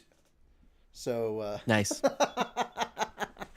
oh man, it was a VR chat thing that was just so hilarious because like she's just laying down looking at the stars and her legs are up and Hidea's like, she's giving birth, she's having a baby, and then a tiny fruit came out of that area. It was like, the baby is born, and then she starts running all over the place. Catch the baby! I'm like, oh dude, it's so good. All right, back to Gundam. Yes, Bandai Namco Filmworks revealed in a new teaser on Monday that the new animation project Mobile Suit Gundam Requiem for Vengeance will premiere globally on Netflix exclusively. The 6 30-minute episodes will stream worldwide, and the story focuses on the European front during the one-year war made famous by the first Gundam anime. The story centers on Iria Sorai, and the mecha include the Zeon Mobile Suit Zaku 2 and the Federation Mobile Suit Gundam. The series will be directed by Erasmus Brosdo, Australian actress Celia Massingham from DC's Legends of Tomorrow, Ladies in Black, voices the lead character and performs the motion capture for animation. The staff at Sunrise and Safe House is producing the animation entirely with Epic Games' Unreal Engine 5. Wait a second. They're actually all right. I knew about the Unreal 5. They're doing motion capture for the Gundam? Yeah, Like, for and the characters. For the people. Okay. I was like, is this just for the people or for the actual Gundams? It's for 'cause- everything. Fuck!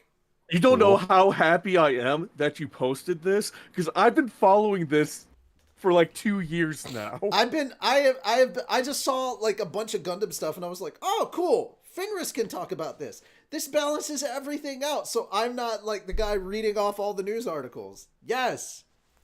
So I'm But watching the trailer now. So Gavin High Knight from Tekken Bloodline, Transformers Cyberverse, Star Wars Resistance, Marvel Spider-Man is writing, and German artist Erasmus Prostow, Origin Zero, Warhammer 40,000's The Lord Inquisitor, Seed of Ambition, is directing the project.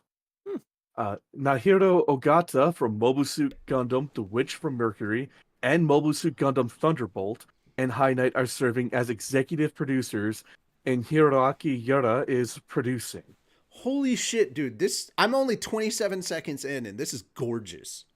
It's, like I said, Unreal Engine 5. This is what you can do with an actual gaming engine if you take the time. It is beautiful. But Manuel Augusto Dischinger Morta, I know. Okay, I so this is butchered that part. name. This is part of Universal Century, but this is before Char and all that, right? No, this is during the 1 Year War. Whoa. Okay, This is the European Gundam. front. This is the This Gundam is- that started it all. Not Amuro's Gundam, Okay.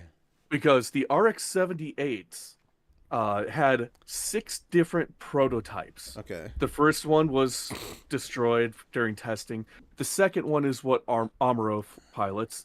The third one, I believe, is in America. Mhm. The fourth one, I believe the fourth one is the European front. The fifth one, I believe, is Australia. And sixth, I think, is Japan. Gotcha. Or the gotcha. Asian theater. Gotcha. Or Pacific theater, whatever they call it in there. But yes, See, most of the Gundam stuff that I know is from either After Colony or whatever Seed takes place in. Seed, Well, I mean, Iron Blooded Orphans isn't part of Universal Century. It's its own no, thing. Iron Blooded Orphans is its own century. And just I like gotta After Colony like is. I know I haven't seen like a lot of the old school originals, but like my favorite hands down is Iron Blooded Orphans. Like, god damn, that show is so good. Everybody loves Iron Blooded Orphans, and I understand why. It is beautiful. It is dark. It's everything a Gundam series should It is. be. I that was the interesting part because Joe from Joe Freshest Anime, check him out, shameless plug. His very first Gundam experience was Witch from Mercury, and we were like, yeah, this seems a little too cutesy. And then the second half came around, and we're like, now it's starting to feel like Gundam, because it got dark and there were like really terrible things happening to the main character, and you felt bad for her, but like we're like, bro, you think this is crazy? This is nothing. Let's introduce you to a real Gundam. And you're like, and he's like, man, I don't know if I want to go back to all that old school animation and graininess and everything. And we're like, no. You're gonna check out Iron Blooded Orphans. It's in 1080p. You're good. You're good. He's like, okay. And he started checking it out. He goes, what the shit is this? This is amazing. 2 episodes in, and he's like, holy fuck. And we're like, that's Gundam.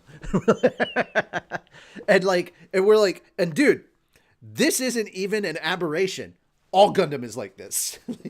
The vast majority is like that. There are Yeah. some that are a lot darker. There are some that are lighter. really lighthearted. Yeah. Again, Gundam build fighters and Witch from Mercury, which, while it did get dark toward the end, it was not nearly, which is sad because Moon here watched the first episode on the episode 0 on YouTube, and he was like, holy shit. And we're like, yeah, that's Gundam. Like, it started dark, and then it was just like, oh, it's really cute. And then it ended kind of dark, but also wholesome. Like, it's honestly the most wholesome Gundam I've ever watched. Yes. Anyway, Easily. sorry. Oh. Yeah. Kimitoshi Yamane from Cowboy Bebop, Escaflowne, and multiple other Gundam projects is the mechanical design supervisor. So somebody who's been with Gundam through quite a few projects is designing the Gundams. So that's good. It's what needs to be. Then Wilbert Roget II he does Mortal Kombat 11, Call of Duty World War II, Lara Croft, and the Temple of Osiris games is composing the music. So overall, aside from the Hathaway trilogy that I'm still waiting on part 2 and part 3 from Netflix on, Requiem for Vengeance is one of the few Gundam series that I've been looking forward to. It's one I've been following for a couple years now, just because Universal Century, especially the One-Year War, yes, it is the most prolific era for and war for Gundam itself, but the original anime from '79, if you watch it, you kind of learn to hate Amuro quite a bit. 'Cause he pulls the whole angsty teenager bullshit, like kind of like Shinji, but worse. He Getting the fucking steals the robot, Gundam. Amuro.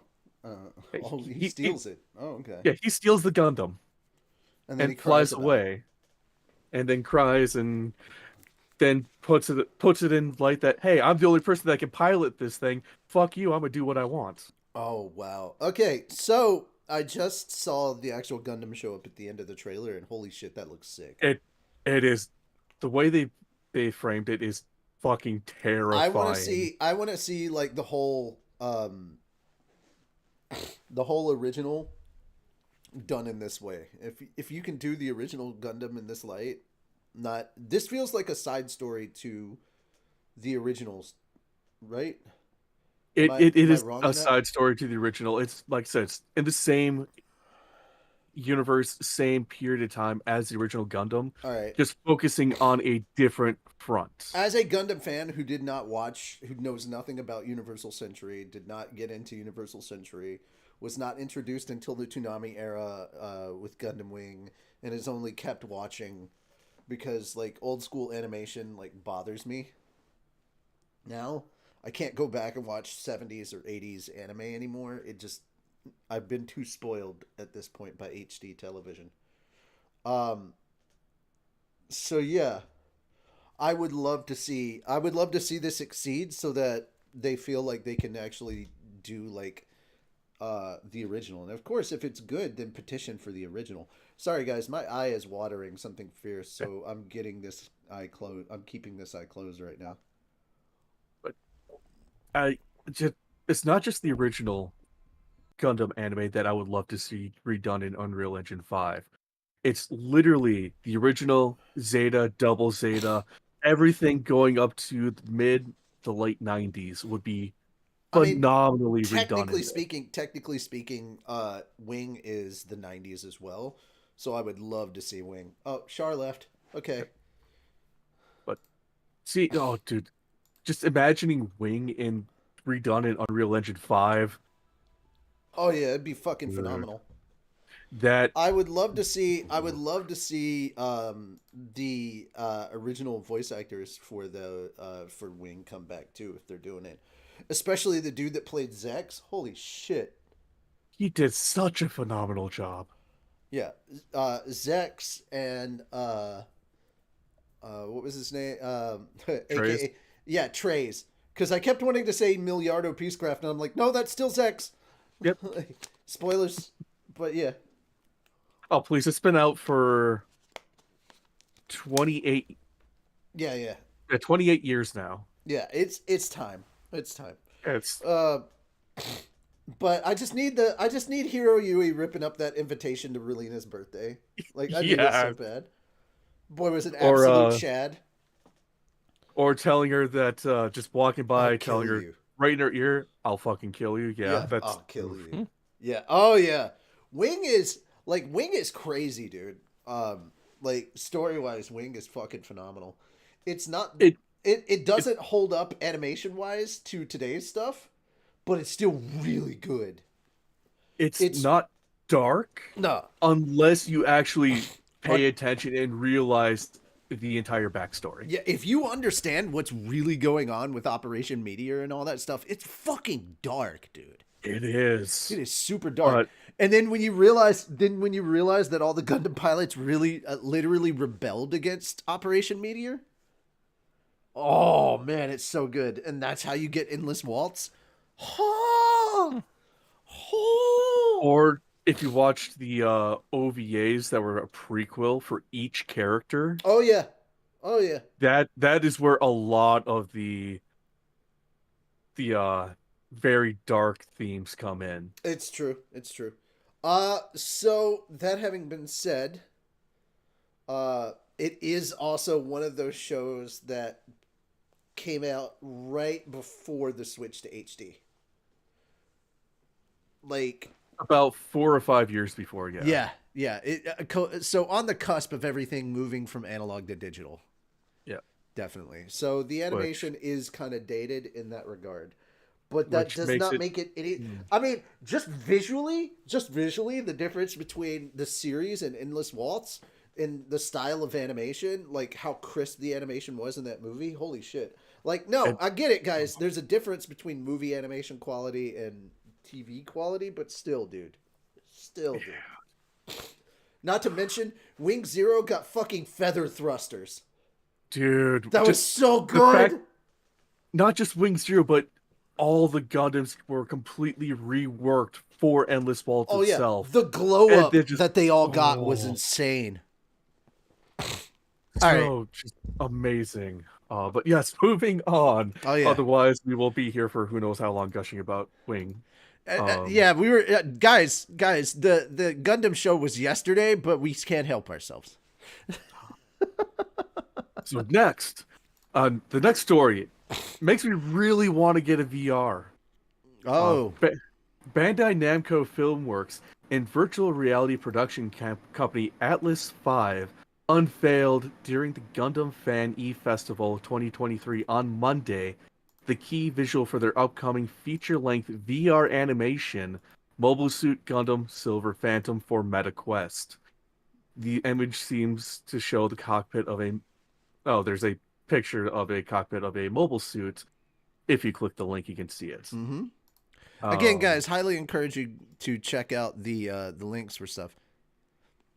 So, Pierre Zandrowicz of Atlas V and Ken Iadomi of Bandai Namco Filmworks announced the project at Anime NYC on November 18th with a brief teaser video featuring the logo.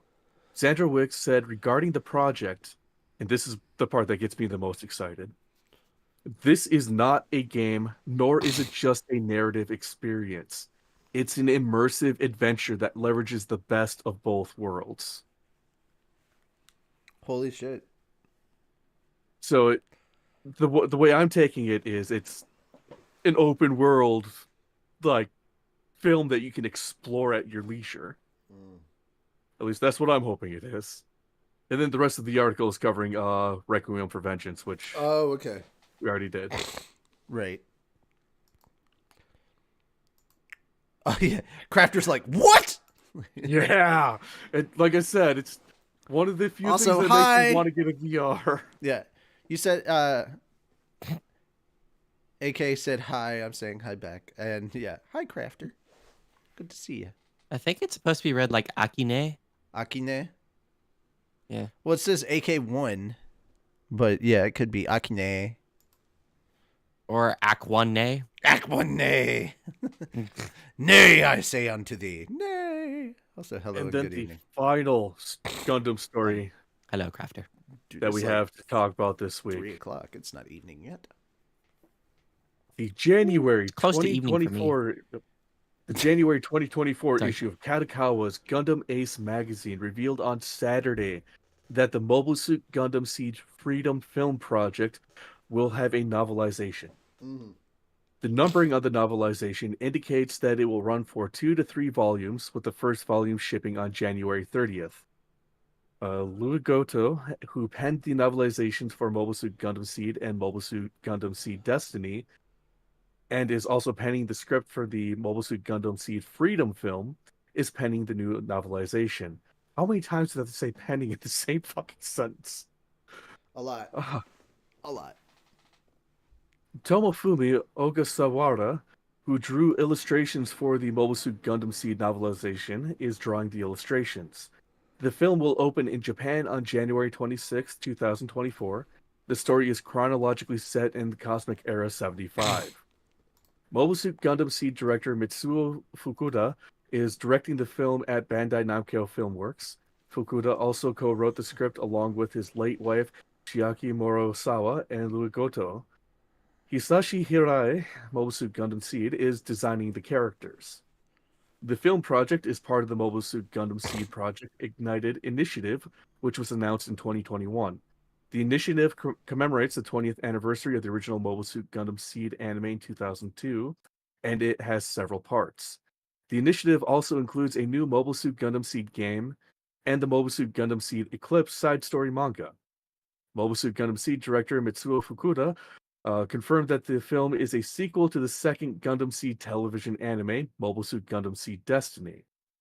The first Mobile Suit Gundam Seed television anime appeared in 2002 to 2003, followed by Mobile Suit Gundam Seed Destiny from 2004 to 2005. The three-part Mobile Suit Gundam Seed Cosmic Era 73 Stargazer anime project followed in 2006. Sony Music Anime Festival 06 announced the planned film project in May 2006. Chiaki Morosawa, the head scriptwriter for the two Gundam Seed series, passed away at the age of 56 in 2016. She had been collaborating with her husband, who directed both Gundam Seed television series, on the planned Gundam Seed film project. Morosawa had explained in 2008 that the plot for the project was completed, but that she had been ill since the end of the Mobile Suit Gundam Seed Destiny sequel in 2005. Oh, that was a lot to get through. Yeah, so the trilogy, from what I gather here, has been in production since 2006. At least, writing and all that. Not gonna lie, Seed was not my favorite. Especially Destiny just didn't seem like it should have been a thing. It didn't really add much to the Seed universe. But that's just my opinion. Alrighty. Oh boy. So somebody else was supposed to cover that. Char was supposed to cover that. Eee. And that.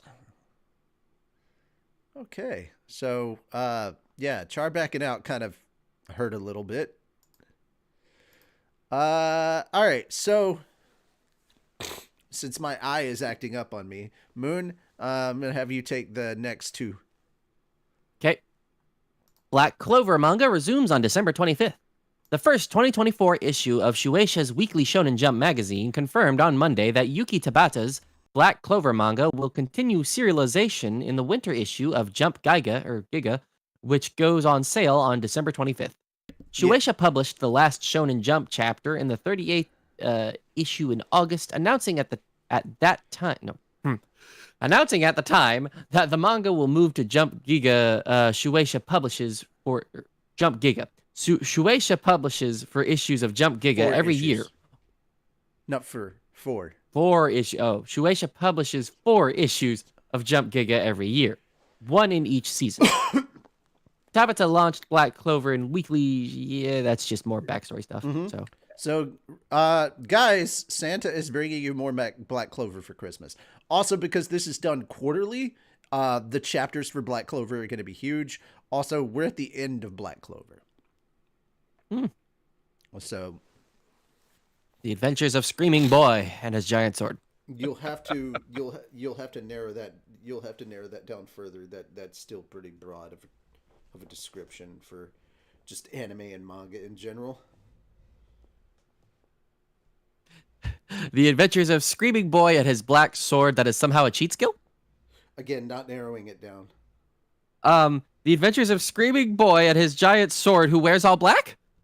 Not narrowing it down at all. The Adventures of Monkey D. Uzumaki, who wants to be the wizard pirate. I feel like that's probably already an anime. I mean, okay. You literally just chat GPT'd an anime. I mean, that do be how ChatGPT works. Yeah. Okay. I love it. That's great. And you were right. It is Jump Giga. Okay. So ready to move on? Next story. Blue Exorcist Shimani Illuminati Saga anime's new video unveils Murasaki Ima's ending song, January 6th debut. Aniplex began streaming a new promotional video for Blue Exorcist Shimani Illuminati Saga, the new anime based on Kazue Kato's Blue Exorcist manga, on Sunday. The video announces and previews the ending theme song Gakyu Nishi, Class Diary, that Murasaki Ima created specifically for the anime. The video also announces that the anime will premiere on January 6th at 24:30, effectively January 7th at 12:30 a.m. Japanese Standard Time, or January 6th at 10:30 a.m. Eastern Standard Time. The anime is based on volumes 10 to 15 of Kato's original manga, and it features a returning cast. It will premiere in January 2024. Daisuke Yoshida is directing the anime at Studio Voln, and Toshiya Ono is overseeing the series scripts. Yurie Ohigashi is the character designer and chief animation director, and Kota Yamamoto. If you see two vowels right next to each other that are the same vowel, it just means that you're gonna elongate the sound. So instead of Oshigashi, yeah, it's not Ohigashi, it's Ohigashi. Exactly, yeah. Just putting it out there for everyone who is unfamiliar with how Japanese works. Yeah, which is why I had to slow down, because it's not ooh, it's oh. It's also not ooh, yeah. But it's oh, but it's not oh, it's oh. Oh. Yep. But Ohigashi, character designer and chief animation director, and Kota Yamamoto and Hiroyuki Sawano are composing the music. The rock band Overworld is contributing the opening theme song Eyes Century. Literally the same guys that did openings and endings for them back in the day for Blue Exorcist. And I think an opening for Bleach. Yep. Oh yeah. The rest of this is just the That's my generation of anime watching. So. Yeah. Back when the top three was the top three. Oh my god, the fact that Bleach was literally quoted in a fucking courthouse. What? Oh, did y'all not hear about that? No. I did not. So there's a try. I'm kind of surprised that you guys didn't hear about that, considering it blew up on the internet. Literally a lawyer giving an opening statement for the trial of her client at the Young Thug trial talked about the anime Bleach and its Bount arc, and said how, after the Bount arc was over, they were never talked about again. Like, it was never brought up because these are filler. This is filler characters. And that's what my client and I are for this case. We're just filler. We're not even needed here. And I'm like, God fucking damn it. And people lost their shit. They were like, and she's like, this is a clown show. And we're like, no, we agree with you. It's a fucking clown show because you're bringing up Bleach in a courthouse. That is the best opening statement I could ever hear. Jesus Christ. Like, it was so cringe. It was so fucking cringe. That wasn't the I mean, yeah, just like her roundabout way of trying to make it back. It was like, people were like, what the fuck are you doing? Anime fans were like, it's kind of nice to know that it's come this far into mainstream, that people are quoting it in court cases or talking about it in court cases. But Jesus fucking Christ, did you really have to bring anime up in a court case? It's like, oh my God. For some reason, that just reminds me of my graduation, because our valedictorian was kind of stupid. He's sitting there and it's like, that doesn't say much about your school. Like, so to take, oh no, he's like, to take a quote from Bill and Ted, be excellent to each other. And I'm sitting there like, just get off. I don't. Ugh. This is why you shouldn't get stoned before a speech. Yeah, no. Oy. Wild stallions. The only way that would have worked is if they dropped a telephone box behind him and he walked out of it. That would have been fantastic. But of course they don't have the budget for that. Keanu Reeves. Also, where are you going to find a telephone box in this day and age? You'd be surprised. You would Ain't be surprised. None around here. I was so surprised to find a public telephone box in, they still have them in Europe, funny enough. Anyhow, yeah, well, Blue Exorcist coming back. Who, so. No, it's not that kind. The actual public telephone boxes aren't even blue. Oh, wow. They're red. So, but they have public call boxes and stuff like that. All right, Fenris, you have the next two. You have the con. Yeah, next two. That's okay, these ones. Mm-hmm. The staff for Warner Brothers Japan and Wit Studios' original Suicide Squad isekai anime revealed the show's main cast, teaser trailer, visual, and theme song artist on Friday. But not the dub cast, just the Japanese cast. Yep. Because here's my question. Is this part of the DCU? Because if it's part of the DCU, then that raises a question, James Gunn. Is Margot Robbie still your Harley Quinn?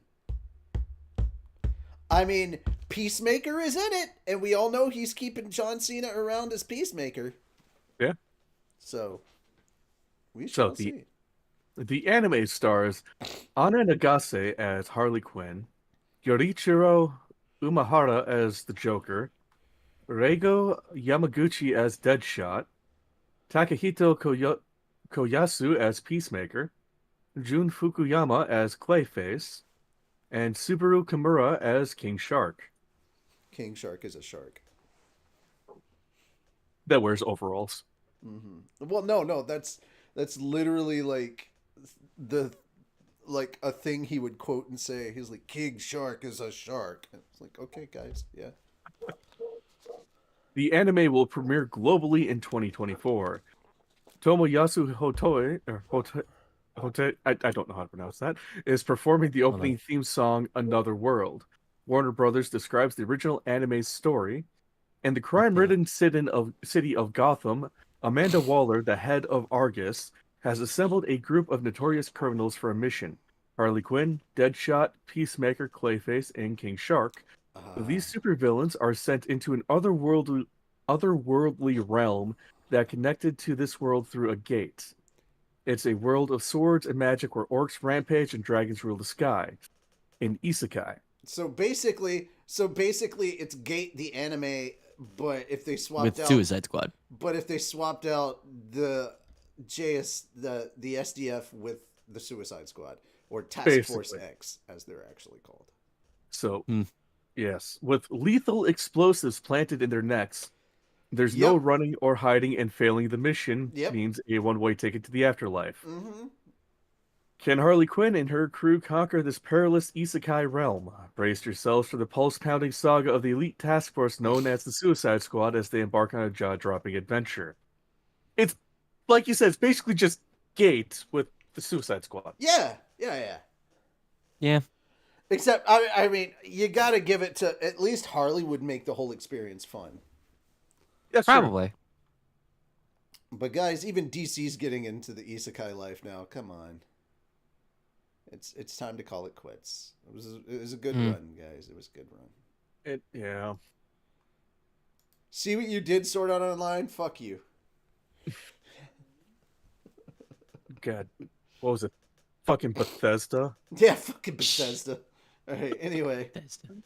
Next up. The director for the upcoming Sonic the Hedgehog 3 live-action film, Jeff Fowler, shared a teaser image for the upcoming film on his Twitter account on Wednesday. The film is slated for release on December 20th, 2024.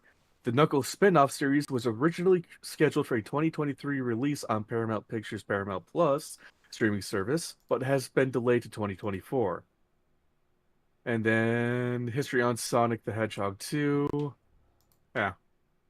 I still need to see both the first Sonic the Hedgehog and the second Sonic the Hedgehog. And I love Sonic. The picture that, the teaser image that was posted to Twitter looks a lot like Shadow. Oh, it is Shadow. Oh, that is definitely Shadow. 100% Shadow. Also, I mean, considering Shadow was teased at the end of 2. Also, Moon, you have no excuse on the first one because that was pre-COVID. I know. I just never got around to seeing it. Well, and I still need to see it. And then the second one happened, and I was just like, you should have seen it. Because it's both me and another friend. We both love Sonic, and we both have not seen the movies, I think. I think he got to see the first one. But still, I'm like... Have you At least this one comes out on his birthday, so I'm going to try to take him to see it in 2024. Have you even seen Wreck-It Ralph? Yes. Okay. At least you saw one incarnation of Sonic. Voiced by his actual video game counterpart. Yeah. Yeah. All right. Not that the Sonic movies were bad; they weren't. But No. I mean, you're not going there for high like cinema. You're going there to just have a good time, and that's what you should do. Just go have a good time. It's really good. That's what I want. Jim Carrey as Eggman is He beautiful said choice. he will only come back to play Eggman if they put him in the fat suit Yes. Yes. Because Eggman fat. because he wants to be. Well, this is Robotnik before he becomes Eggman. Mm. There's a difference between Robotnik and Eggman, and I'm not even a Sonic whore, and I know that. I am the most basic bitch of people. Like, I played Sonic back in the day, and it was fun and whatever. I played Sonic 1 and 2. I never played 3.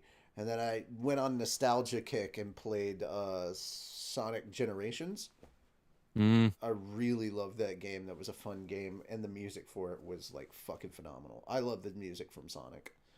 My But favorite one is Sonic Unleashed. Had some of the best music. the only Sonic that I'm obsessed with is the restaurant. Nice. I love me a chili cheese dog from that place, or Chili dogs. or a coney, as it is referred to at Sonic. All right, Moon, you're up. You got to talk about your boy Kong Ming, and then Yo. Jump Festa 2024. All right. Your boy Kong Mean Anime gets compilation film next March. A teaser trailer announced on Wednesday that the television anime of Yuto Yotsuba and Ryo Agawa's Ya Boy Kong Ming manga is spawning a compilation film. Paripi Komei Road to Summer Sonia will open throughout Japan on March 1st. Kodansha USA Publishing began publishing the manga digitally in English on June. This is backstory stuff, isn't it? Okay. It is. So that's a quick one. But there is a teaser you guys should check out. Go click the link and you'll be able to watch it. Yeah. Your boy Kong Ming is coming back apparently. And then we have Jump Fest 24 event to stream globally Hold with on. some English interpretation. Hold on, before we jump into that next story. Okay. They even brought back the opening theme song for the actual from the actual anime, which is kind of crazy. If you don't know what your boy Kong Ming is about, a general and tactician from China dies and then suddenly wakes up. He falls asleep and then wakes up in modern day Tokyo. He hears a girl singing and decides he wants to help promote her, and literally he uses his war tactics to like help increase her popularity. It's Didn't you know Yakuza tactics and war tactics can be applied to like literally everything? That's the way these things work. But your boy Kong Ming, holy shit. And the opening was like an earworm. It definitely was one of those earworm kind of things. So. Bum bum a chicky chicky bum bum. So yeah. Shueisha announced on Friday that it will live stream the Jump Fest 24 event on December 16th to 17th outside of Japan. The company will stream the Jump Super Stage Red, Jump Super Stage Blue, and Jump Studio stage presentations by live stream. The Jump Super Stage Red and Super Stage Blue stage presentations will be the two main stages for this year's event, and the Jump Studio stages will feature popular up-and-coming titles. The live stream for Jump Super Stage Red will feature simultaneous English interpretation. Archive videos for the streams will be available for a limited time later in December. The schedule for the Jump Super Stage Red presentations is Saturday, December 16th. We've got Haikyuu, Jujutsu Kaisen, Blue Exorcist, The Prince of Tennis Season 2, My Hero Academia. December 17th, Kaiju number 8, Rurouni Kenshin, Spy Family, Chainsaw Man, and One Piece. The schedule for the Jump Super Stage Blue presentation is Saturday, December 16th.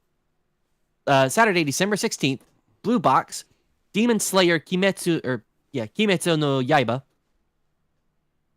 Don, Mashal Magic and Muscles, Undead Unluck, The Elusive Samurai, Yeah. Mission Yozakura Family. What? I'm looking forward to the Elusive Samurai. And then on December 17th, we have Gintama, Bleach, World Trigger, Dr. Stone, Hell's Paradise, Jigo Kuraku, Ron Komonohashi, Deranged Detective, and Tis Kamanohashi. Time for Torture, Princess. What? Okay. Ron Kamanohashi. Yeah. Yeah. Oh, okay. And Hokkaido Gals Are Super Adorable and Chained Soldier. The schedule for the Jump Studio presentation is December 16th, Weekly Shonen Jump Stage, Witch Watch, Red Cat Ramen, Sakamoto Days, 2.5 Dimensional Seduction. Jump Square. Yep, Jump Square. No, I was just confused by the name. 2.5 Dimensional Seduction. I'm looking forward to Witch Watch because that is connected to Bleach. That is Tite Kubo's other series that is taking place in the UK, and it was like three one-shots long, kind of, and it is connected to Bleach. And then Me and Roboco. And then on December 17th, same stage, Jump Studio, Shonen Jump Plus stage, Akane Banashi, Magi Lumiere, Magical Girls Incorporated. Jeez. Maggie Lumiere, yeah. Bokyaku Battery, Oshinoko, Boy. Dark Gathering, and musical Moriarty the Patriot. Okay, so the Haikyuu stuff, I'm kind of like cautiously optimistic, but like at the same time, I'm like, if it fails, I won't be surprised because they're literally taking like 3 to 4 major arcs and condensing them down into 2 movies, and I'm like, bruh. And the first movie is probably going to be done well. I think if they're going to do it, they should just do the 2 movies as like the final, as like the matches, what the final stuff that's left in this tournament. And then after that, just make a series about what happens afterwards. Just make a season about what happens afterwards. Jesus. You're not going to be able to condense it all down. It's not going to work. Anyhow. The event will again take place at Makuhari Messe in Chiba. The Jump Festa 23 event in December 2022 was the... That's confusing. Was the first time that the event had a live stream for viewers outside of Japan. Shueisha usually hosts the convention in Chiba each year, and the convention features booths, game demos, and stage presentations for popular franchises from the Weekly Shonen Jump Plus, V-Jump, Jump Square, and Saikyo Jump magazines. The convention usually reveals news about manga, anime, stage plays, and video games. Also, this time it is going to be translated. Certain parts of it are actually Partially going to be translated. Yeah, it said Stage Red. Jump Stage Red was going to have translation. Bullshit. Which one was Jump Stage Red? That was the first 2 lists. So Haikyuu, Jujutsu Kaisen, Blue Exorcist, Prince of Tennis, Hero Academia, Kaiju number 8, Rurouni Kenshin, Spy Family, Chainsaw Man, and One Piece. So kind of the bigger names. The only ones that it's kind of missing are Demon Slayer, Bleach, Gintama, maybe. Dr. Stone. Look, just because you don't know of them, World Trigger was big. World Trigger was very big. Also, Hell's Paradise was big. I don't know how much Ron Kamanohashi Deranged Detective is getting as far as views and stuff right now, but like it's a good series, and I'm enjoying the anime. Okay, my allergies are just kicking my butt. I'm having to clear my eyes up often because it's hard to see. So. Can you see clearly now? The rain is gone? No, I cannot. There are way too many obstacles in my way. Alrighty. I'm going to try and read this with one eye as best I can. Okay, guys, it's time to talk sad news with SAG-AFTRA. SAG-AFTRA votes contract unlikely to win by huge margin.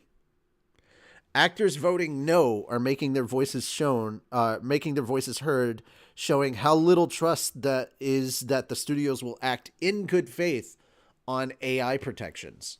Now, I'm not a subscriber to the Wrap, so I'm only going to be able to read 3 paragraphs here, guys. But basically, with a week left to vote on SAG-AFTRA's strike-ending proposed agreement with Hollywood studios, it has become clear that the Actors Guild members are not overwhelmingly voting in favor of the contract, largely because of lingering concerns over AI protections.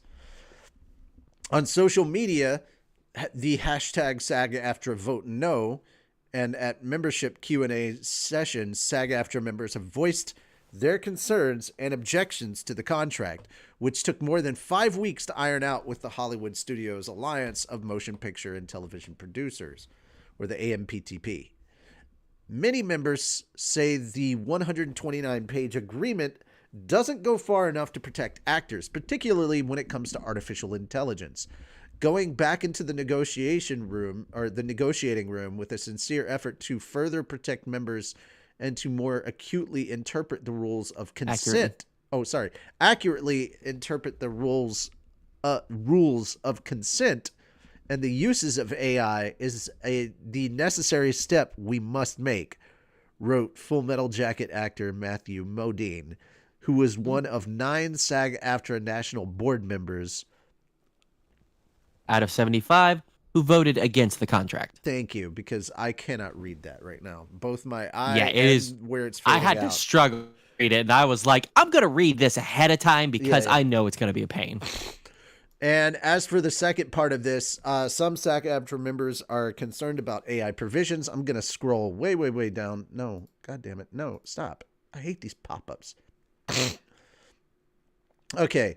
Under the tentative deal, SAG-AFTRA negotiated actors, dancers, singers, stunt performers, and voiceover actors must be able to consent to being digitally replicated.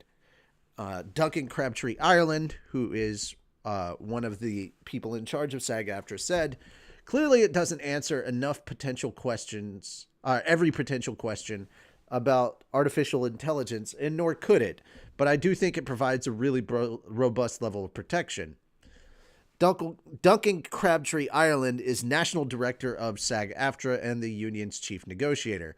Crabtree Ireland also stated, I understand the sentiments of people who feel that they would like AI not to exist, especially in an artistic endeavor, but the reality is simply trying to block technology from advancing never works.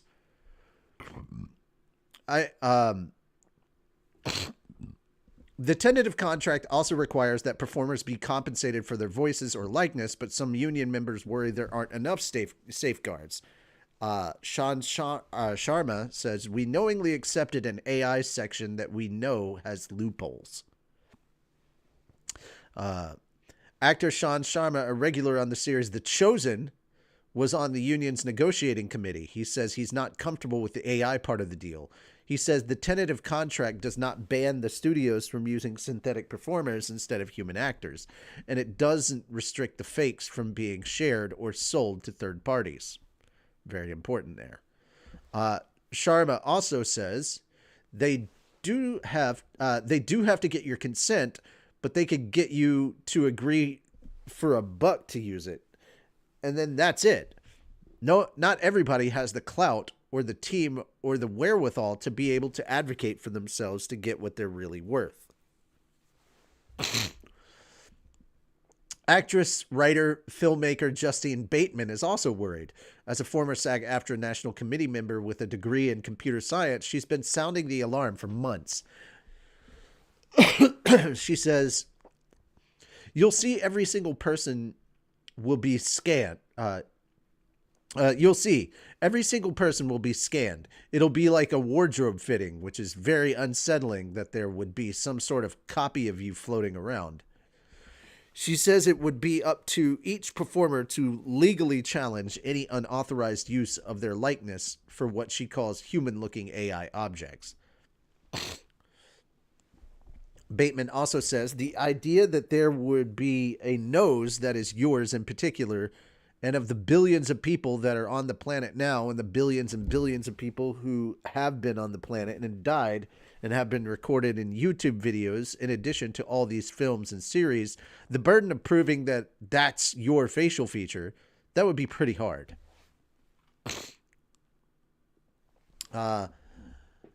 Bateman led an initiative to label films made without AI, and she cautions performers about the new contract. There are still going to be filmmakers like myself that are going to go all human all the time. So I recommend they go through it with your agent and your lawyer and understand that you're not protected over, and then put some things in your individual contracts. SAG-AFTRA leaders say future contracts will propose even more protections as AI technology evolves. Mandalit Del Barco, NPR News, is the person that was writing this whole thing, or probably read it and then it got converted to text. But yeah, that's the current situation, and now you know why a lot of actors in the union are voting it down. This is not good news, because this could lead to a new set of strikes for the actors until the studios can come to the table with SAG-AFTRA and form a better AI protection system. Guys, thoughts on this? And not just you two. I want to see comments going through chat and see some comments and afterwards. I want to get everybody's thoughts on this. So, initially, I was kind of happy that something was brought up. Oh yeah, for a deal, because was 100 some odd days they were on strike. Yep, 4 months. So it's nice to see businesses getting back up and getting back to work. But this is going to be a shit show. And then hearing about the lack of AI protection and them trying to the AMTPC trying to strong arm the SAG members into basically having to give consent for the AI stuff is just no. It should not be happening.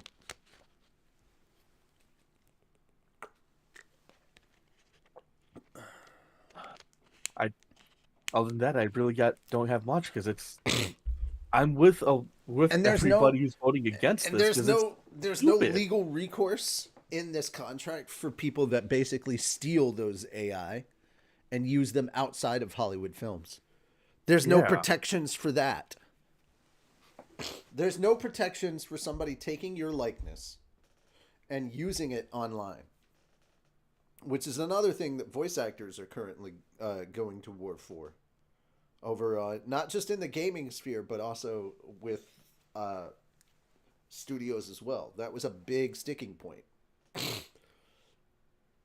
There's not enough proper representation for voice actors as opposed to on-camera talent.